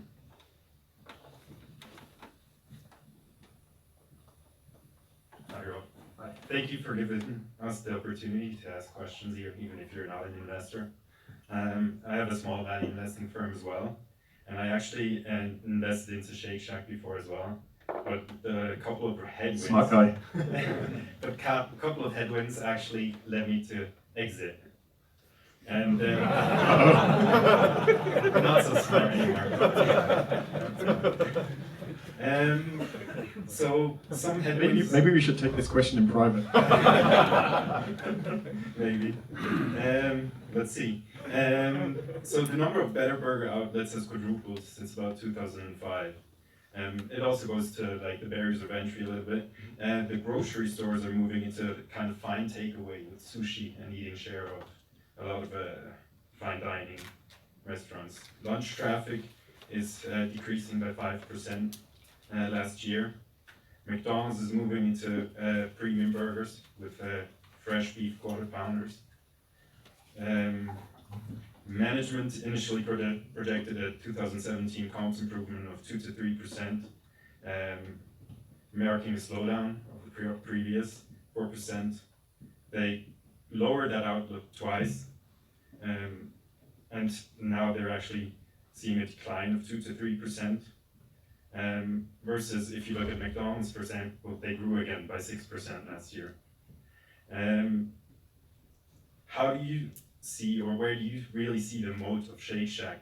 And is it just another burger joint, or are they actually protected? Yeah. Okay. So there's quite a few things in there. So the one was, you know, is there a competitive advantage? And there was also kind of like the comps sort of trend thing. And you know, maybe I'll start with the comp stuff. So you know, for those of you who aren't familiar with the terminology, one of the very important things that gets tracked with retail type concepts is not just the overall growth, which of course includes the growth from opening new branches or restaurants, but the growth on a kind of like-for-like basis. So the restaurant that was in business last year, how much business is it doing this year? And this is for most retail concepts an incredibly important number. So if I take, for example, CarMax, which is a company I know well, it sells used cars. You know, the way it starts out is when they open a new sales branch for selling cars, it will generally be around about 60% of its future revenues, and sort of kind of breaking even, maybe even losing a lot of money. So when it enters the comp base, it's absolutely crucial that the comps are positive, because it needs to get from 60 to 70 to 80 to 90 to 100% of the future revenue level. And then once it kind of reaches that 100%, that's when, you know, it's going to be really profitable. Now contrast that with Shake Shack, where you have a very, very different situation. So when Shake Shack opens a new store somewhere, it's generally a sensation. You know, you have lines of people queuing up behind the door, and they basically sell as many burgers as they can possibly make. And you know, right from day one, they're kind of fantastically profitable. So if I look at the restaurants they had at the end of the last financial year, you know, I think they had roughly kind of 70 or even 74% return on the capital they employed. So if you have a savings account that pays you 70%, you know, returns, the question is not really, is that 70% going to fall to 68%, or is it going to rise to 72%? You don't care. The returns are just so spectacular. All you really care about for that savings account is, you know, is it going to continue? You know, is it going to be able to continue opening new restaurants at that rate? And if the new one is at 70 or 65, who cares? You know, I just want it to be, you know, anywhere close to that. And so, you know, the situation is different from Shake Shack, and it really doesn't bother me if, on a sort of a comparable basis, you know, it's up a couple of percent or down a couple of percent. The crucial thing is whether they can continue to open stores at, you know, at attractive returns. So that's kind of the comp part of the question. And then on the kind of the competitive advantage part of the question. So I want to be clear to start with that the competitive advantage of Shake Shack is not comparable to a Visa or a MasterCard or some of the other companies we have in the portfolio, such as Google or credit acceptance. So it's not nearly as sort of moaty, as you will, as those companies. But nevertheless, I really do view it as having a competitive advantage. The competitive advantage is primarily in the brand. So it has this wonderful brand which stands for kind of great hospitality, great food and stuff. And the crucial thing though is that this brand seems to be kind of known and loved everywhere. And that's very unusual for a restaurant concept. So normally a restaurant, so you have lots of restaurants that start out in a certain place and people love it, and it builds a very loyal following in the region they're in. But when they kind of try and go somewhere else, then people don't really know it. They struggle to find good people to run it. It doesn't really work. So what kind of makes, in my view, Shake Shack unique is although there's lots of burger joints that have great reputations and decent brands in whichever, every city you can think of, there's going to be a place where people say, oh, that's the best burger place. But I think what makes Shake Shack unique is it has that kind of recognition really all over the world, including kind of Asia, Europe, and also within the US. They started in the East Coast, but they're successful if they go to the West Coast. They're successful if they go somewhere in the center. So although I don't want to overstate the value of the brand and the width of the moat, I definitely think there's a moat there. Okay, so maybe in that direction, to add on to that, it should, generally a competitive advantage should lead to some pricing power. Now, the last time I went to Shake Shack, and I really like Shake Shack, I paid about $20. I don't see how they're going to be able to increase prices a lot further in this area. They have negative dynamics of rising costs, and I see limited pricing power. How do you see that? I think there is a lot of pricing power there, and an easy way to see that is in their overseas business. So in the US, they have domestic, they own and operate themselves their restaurants, but overseas they license the brand to licensed partners. Normally, they take the Starbucks licensed partners to roll the brand out in different countries, and there they're able to command royalty rates far in excess of other companies, other burger companies or restaurant concepts. So that tells you that the brand is valuable. And I think too, the way it's positioned domestically in the US as well, I think there is pricing power there. But I think there's a win-win from kind of keeping prices a little bit lower. So trading maybe some of the higher prices you could have for higher frequency in the store.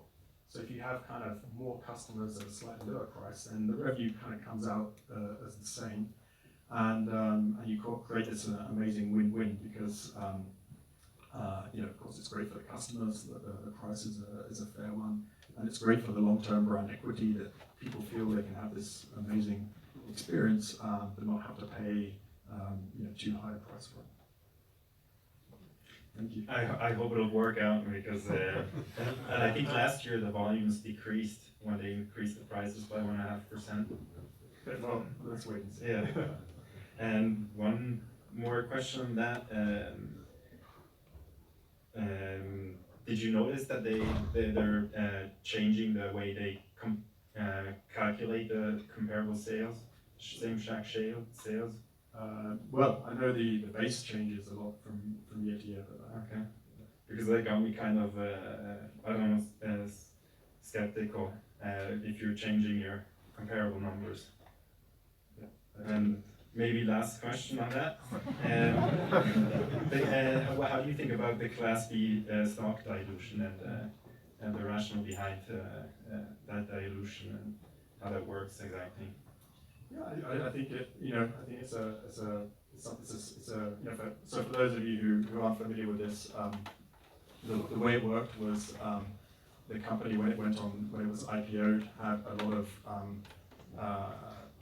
tax losses from the past, which the founding shareholders were keen to keep, And so they created a two-tier structure where the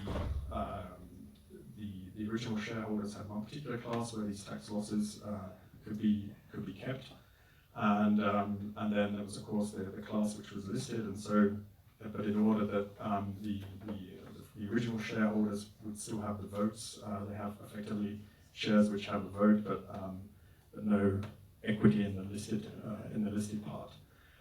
And so when they want to sell, then these shares immediately convert into the regular shares, go into the regular kind of share base, and there's some complex financials around that, but overall I understand the rationale for it, and I think it's not something that put me off investing in the company. Thank you very much. Okay, thank you. Sheikh, one more question, if I may. on currencies in general. On currencies in general, how do you work out with the currency risk? It's something I don't really think very much about at all. So if I'm, my mental model for how I think about currencies is that, every country has a certain rate of inflation. Between Europe and the US, there's not really much difference at the moment. But if you're in a high inflation country, then you can expect, of course, the currency to depreciate by that amount over time, of course not in a linear way, but over time it will depreciate by that amount. So that means if I'm valuing a company, then the returns I expect from it on a real basis have to be whatever that inflation is, plus then of course the real returns, and then that's the basis at which I compare the opportunity in one country with the other opportunities which are around. So that's kind of how I think about it, but I don't hedge it in any way. And sometimes currencies go up, sometimes they go down, and I figure if we have the right companies and they're able to grow their earnings power over time, then that won't make any difference. Thank you very much. Okay, thank you. Questions?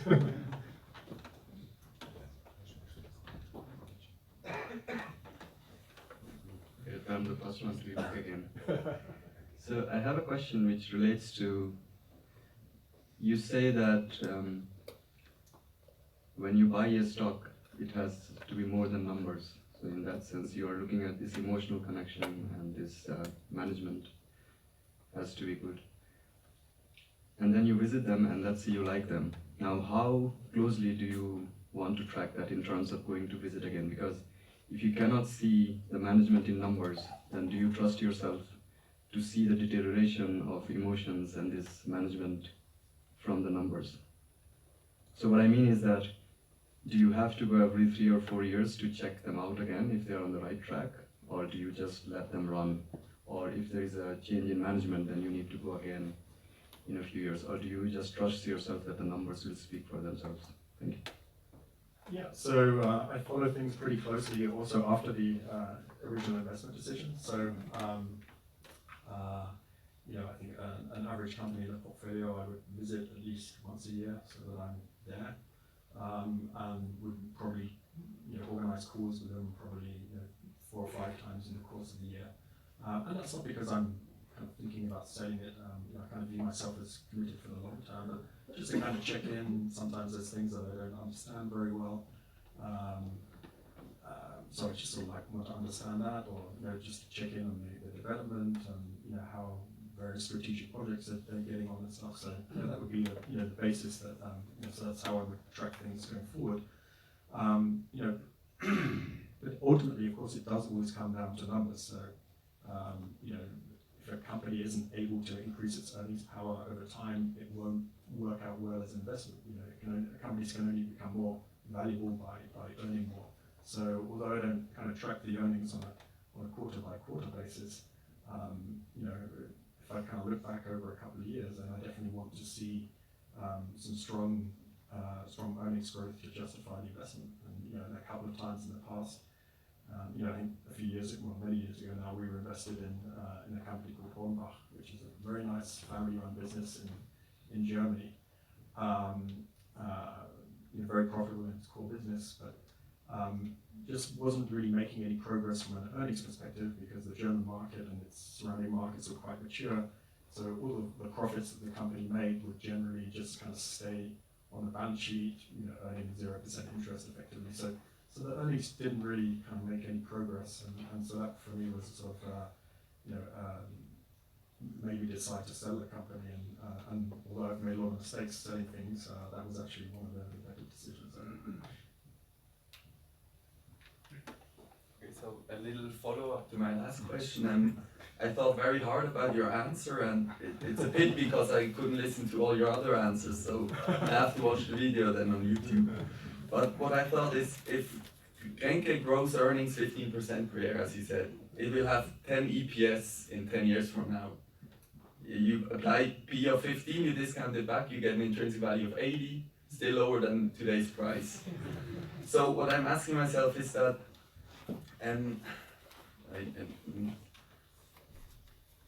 what you're basically implying is that you think Grenke will sustainably trade at a P of higher than 15. That's what you're implying with your answer, and you have been proven right since your inception of the fund.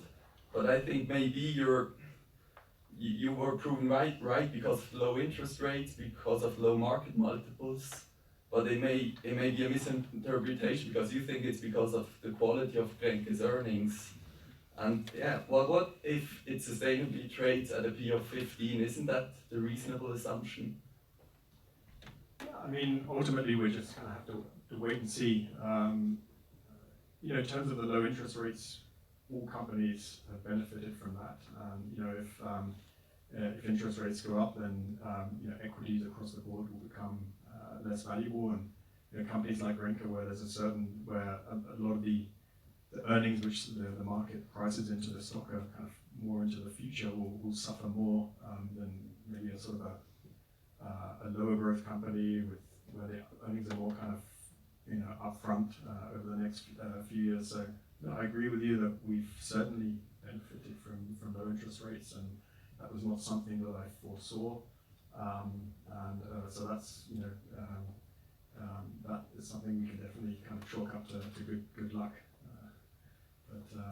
But the company isn't sensitive in its business model to interest rates. So it's always it's always completely matched from a liquidity standpoint. So if they have a lease book with a duration of say 3 years, then on the funding side it's also 3 years. So if the interest rates go up and their costs of course go up because they borrow money, then that will over time then the new leases will be written at that new level. So that won't negatively impact the company. Certainly not if interest rates go from 2 to 4 or from 4 to 5. The only possible negative impact could be if interest rates were to go to kind of 10% or 15%, then of course financing per se is much less attractive to people because on a nominal base you would be paying an enormous interest rate. I see it that it does that the company business model is fine with that, but for your investment to work out and the 20% of your fund that are invested in Grenke at those prices, you are really dependent on it trading on a higher multiple in the future. Do you think Grenke, even in a market that has higher interest rates, will trade at sustainably higher valuations? No, I disagree with your kind of underlying mathematical assumptions that kind of 15% return on equity, 75% retained earnings, 75% of 15 is 12, so the company can't grow. I think, as I said in my original answer, the underlying business has far higher returns on equity than 15%, and I think, and that's it's very clear that the company has grown its earnings without doing capital increases much faster than 15% all the time. So I think that's important. And it's a creative company which starts new products. Touched on it very briefly in the interview. There's sort of kind of factoring that comes along. They've bought a bank, and where there's various different banking products in there. So I think there's a good chance that the earnings growth could be much stronger than what would mathematically appear to be like a 12%. Yeah, and the last little add-on: how much can it grow without putting up capital? What's the yearly growth of that? Well, that's just a mathematical thing. Right? I mean, the sustainable rate of growth is just the return on equity times the retained earnings. So that's just nice. Thank you. Okay.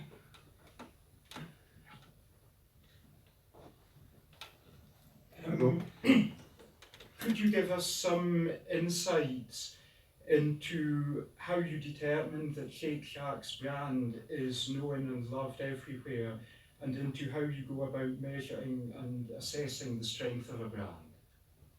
Yeah, thank you. So it was for sure partly based on my own experience. I kind of love I love the brand. You know, it was kind of funny because you know, sometimes the best ideas are hiding in plain sight. So you know, some of the Germans here will know there's this thing called the Eigenkapitalforum in Germany, which is this enormous conference of companies where they come along and present to investors like ourselves. And I never forget going there in sort of 2000. So it always takes place in November, and so I was there in November 2008, which was around about the time of or just after the Lehman crisis. And so you can imagine the mood is pretty bad, and I'm sitting down with one company after another. You see about 15 companies a day over 3 days. It's very tiring. And of course, the number one topic at every company you spoke to was, we just have to take out costs. We have to lower costs.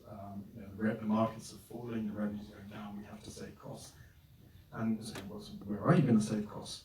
And every company I spoke to would say something along the lines of, we're not doing newspaper advertising anymore. It doesn't work. We're not doing TV advertising. Where we are going to increase our budgets is for search advertising. It works really well. We can track what it costs, and so I heard this time and time again, and idiot that I am. So I was like, oh, very interesting, and then went on to the next company to see if that might be the interesting investment. And of course, the conclusion to have drawn from all that was that Google was perhaps the best investment you could have made in 2009. Unfortunately, I only realized that in 2011. But sometimes I'm a little bit slow in this respect. And so a bit of a long answer. And then so coming back to Shake Shack, and so I traveled to the US quite a lot to visit with existing investments, but also to visit new ones. And I kind of find myself, when I was as part of the kind of research process of looking at a new investment, I was sort of checking out whether there was a Shake Shack in the city, so I could combine the visit to the company with a Shake Shack. And I sort of thought to myself, well, if a big criteria to visit, company A is whether there's a Shake Shack nearby, maybe I should actually be looking at Shake Shack. So I think my own personal experience of the brand, having followed Danny Meyer's career over many years, definitely played a big role in it. But it's also based on what you see when they open up in a new area. So when they opened up in Japan, it was a sensation, big media scrum, 20, 30 photographers there, live TV coverage, and that was fantastic. And then a year later they went to South Korea, and then it was even bigger. It was an even bigger sensation. And so I think it is a premium brand. The idea is sort of combining kind of more of a kind of fine dining experience in the sense of very good ingredients, very friendly service, with a kind of a fast food concept. So kind of food comes very quickly, and they can produce it at a price where it's sort of much cheaper than fine dining, but a little bit more expensive than McDonald's, for example. So I think that works just incredibly well. And my big optimism is if it works well in South Korea, because all of the Asian countries all look to South Korea and K-pop as the role models. And so if it works in South Korea, then perhaps it's going to work well in China. And if we start to see some traction in China, then I think people will maybe start to understand what the potential is. If we don't see any traction, then maybe I'll start to understand how little potential there is. But I'm happy to admit to a mistake if that's the case.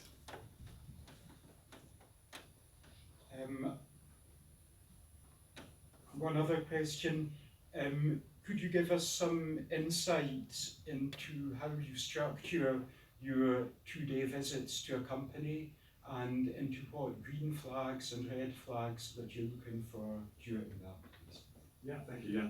So, obviously it depends on what the company does. If it's a very selling-driven company, then obviously it's interesting to drive around with some of the sales guys and meet with some of the customers.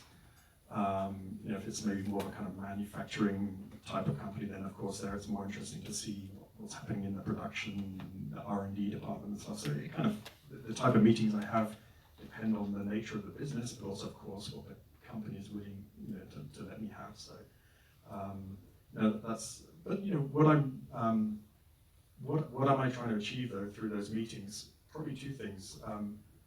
First and foremost, it's really just to kind of understand the business. You know, when I visit a company for the first time, especially if it's an industry I'm not familiar with, yeah, I just don't really understand what it does, how it sells, why the customers buy the product and stuff. And so I'm just asking questions, really just trying to understand how the basic economic model works. And that's kind of what makes investing so fun, is that journey of really learning how these things work. And you know, even Grenke today, you know, a company which I've followed for more than 10 years, you know, there's still aspects of the business I don't understand particularly well. And when I meet with Wolfgang, or more likely, you know, excellent investor relations people, a significant part of the meeting is me actually picking out one aspect of the business I don't understand particularly well and getting that them to explain that to me. So, you know, so I really, a lot of my questions are just trying to kind of understand how the business works. But the other thing is, of course, though, looking for kind of consistency in the culture. So, you know, hopefully, if I visit a company, it most likely has a culture and a mission which it articulates to the world and to investors. You know, in the case of Ryman, for example, it's the care for the old people. And then, of course, when I meet with people lower down the organization, the caregivers or the general manager of a retirement village, then, of course, I'm trying to figure out, is this really what motivates these people, or is it for them just a kind of job and to earn money or whatever? And you know, that was what was so impressive about Ryman. I visited with the general manager of one of the villages. It wasn't a planned visit, we were planning to go to a different one, but there was an earthquake there, so we ended up at this one. So I'm talking with the guy, and you can see that he's, you know, there was a crisis in one of the couples. The granddad had fallen over, hurt himself, was in hospital. The grandmother was sort of obviously upset and panicked. Had to organize stuff at the same time. She hadn't eaten because obviously other things were happening. And he was behaving like a concerned son-in-law. He was clearly upset and moved by what was happening. You know, almost like tears in his eyes. At the same time, though, he wasn't paralyzed. He was actually doing stuff. He was making calls, making sure she got some food brought to her. And you know, he was polite to me, but he said, "Listen, this is just more important. I need to be taking care of this." And that was just really, really inspirational to see. Yeah, it's just such a special company. So I see there's quite a long queue, and there's only about 15 minutes left, so I'll ask people just to keep to one question and try and be quick with my answer. Well, I was standing there thinking 3 questions, so but I'll just ask the one then. Choose the easy one. Yeah. Okay.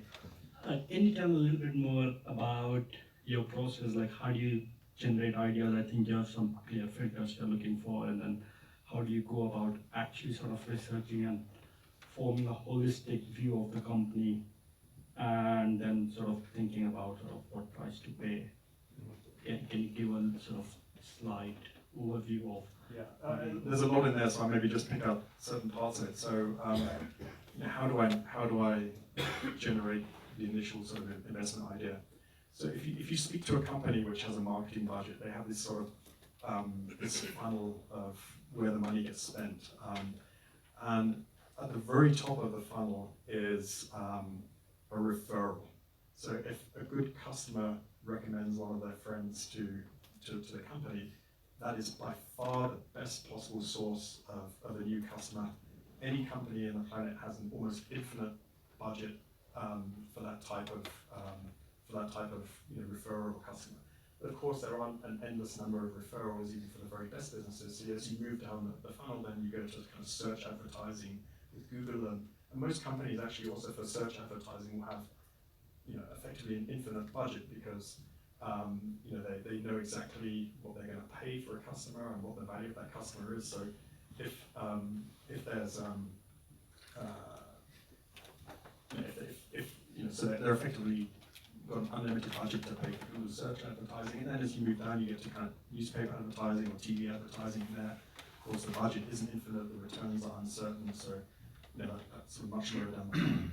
So if I go back to how I source investment ideas, when I was sort of starting out, knew very few people. My main source would have been doing screens, reading newspapers, attending conferences to get new ideas and stuff. And of course, that's quite an inefficient way to do things, because if you screen, there's hundreds of companies come out of the screen, or if you go to a conference, there's hundreds of companies attending it. And so a lot of your time is going to be wasted on companies which aren't really suitable. So that's how I used to do things. But now, because of having such a great network of like-minded investors, this event is part of providing support to that network, especially for tomorrow. So by bringing new emerging managers into the market, it makes my network wider and stronger. And of course, everybody knows how I invest, and if they see something that they think fits in what I'm doing, they will normally pick up the phone and say, "Hey Rob, you ought to take a look at this company. This is exactly what you love." And that's such a powerful indicator that an investment is going to be worth my time spending on it.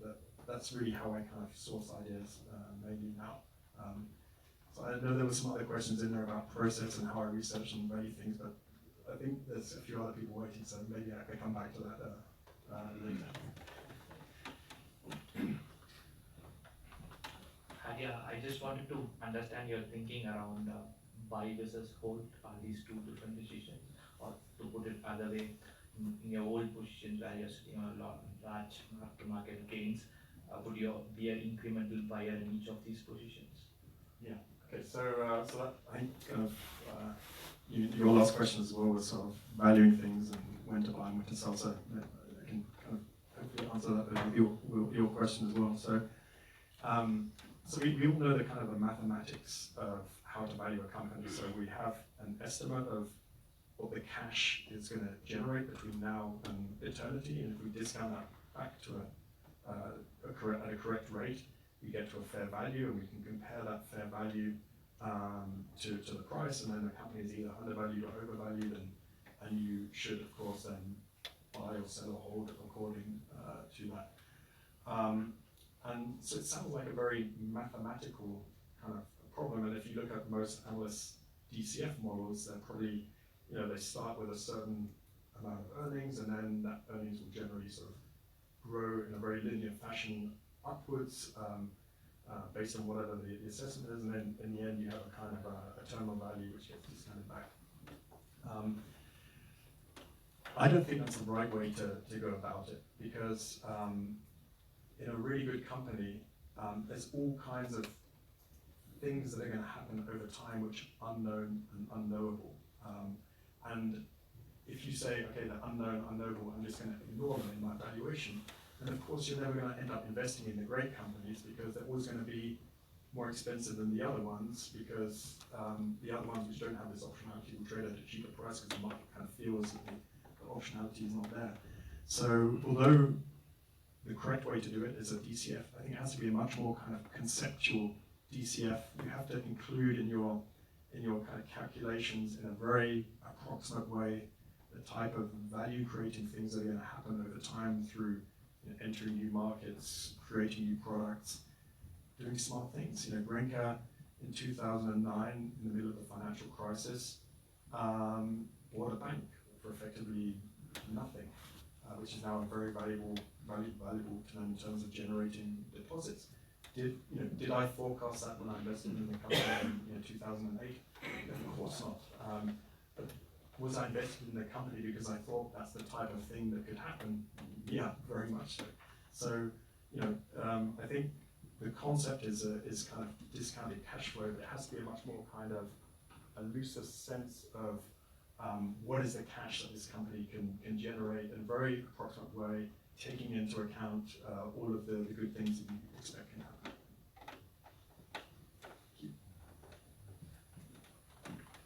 My name is Steph. Rob, thanks for having us.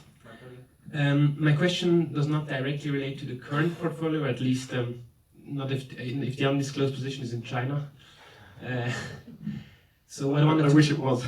Okay. In the letter last year, you referred to that you have big interest in Chinese tech and China in general. And I was wondering, when you look at Chinese companies, very often they have this weird structure, those variable interest entities. And I'd like to just have your reasoning and your thoughts on how you see this risk, how you value it, and how you mitigate it. Yeah, thank you. Samuel was referring to the VIE structure, variable interest entity.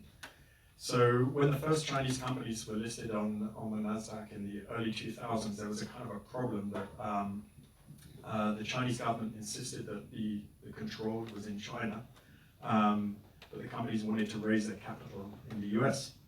So some very creative lawyer came up with this idea of using a variable interest entity. So the control of the company, or ownership of the company, is owned by normally a single person, the founder in China, so they have 100% of the ownership. But all of the economics flow to the variable interest entity, which is what, if you invest as a US or anyone who invests in these NASDAQ listed companies, is effectively buying a claim through this VIE onto the Chinese, onto the cash flows, but you don't have any ownership rights. And so, quite correctly, that's viewed as risky. But nevertheless, I made an investment in Baidu in 2012, and I would be more than willing to make one again. So that risk is there. I don't think, I think it's a small risk, and like all risks, they have to be priced. So if you had two identical companies, one where you have great ownership rights, and the other where you have not so great, obviously, all things being equal, you would prefer the one with the great ownership rights. So the Chinese internet company has to be, much, much better than a comparable opportunity in the US to be equal.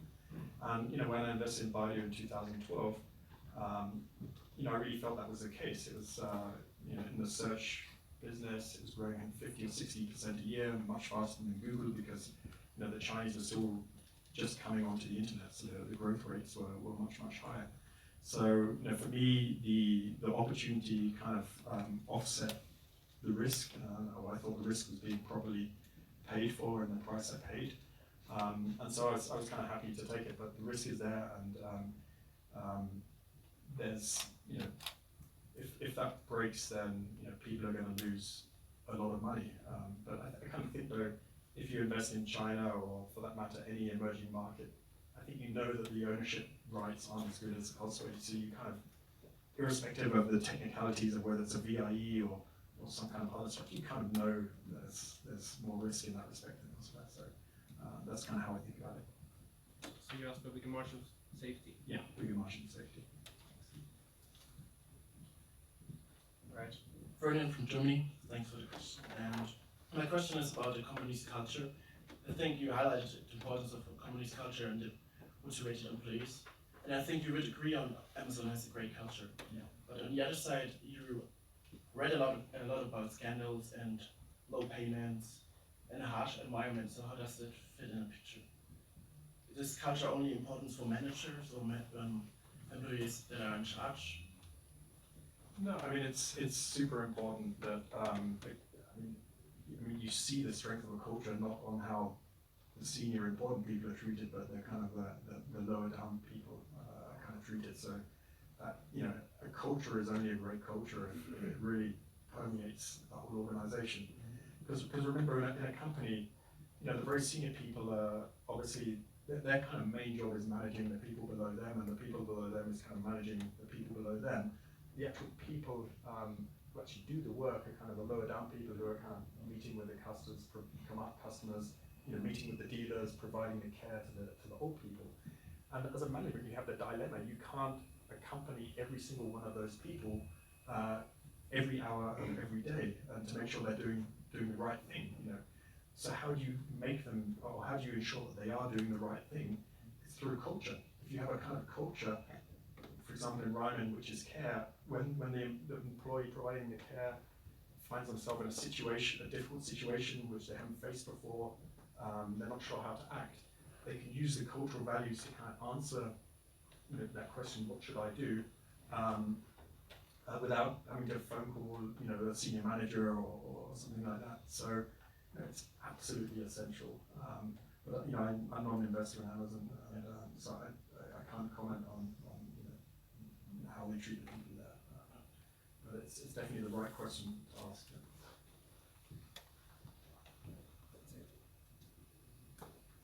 Wow, I can't believe it. It's 12 o'clock. And there's no more people queuing at the microphone, so I hope everyone had the opportunity to ask the questions they wanted to. I'm sure some people have questions they want to ask, but didn't want to do it in a public forum. But I'm around the whole afternoon, and as I mentioned earlier, you're all invited to join us in the terrace at 6 o'clock this evening for dinner and some drinks, so we can definitely continue the dialogue then. But thank you for your questions.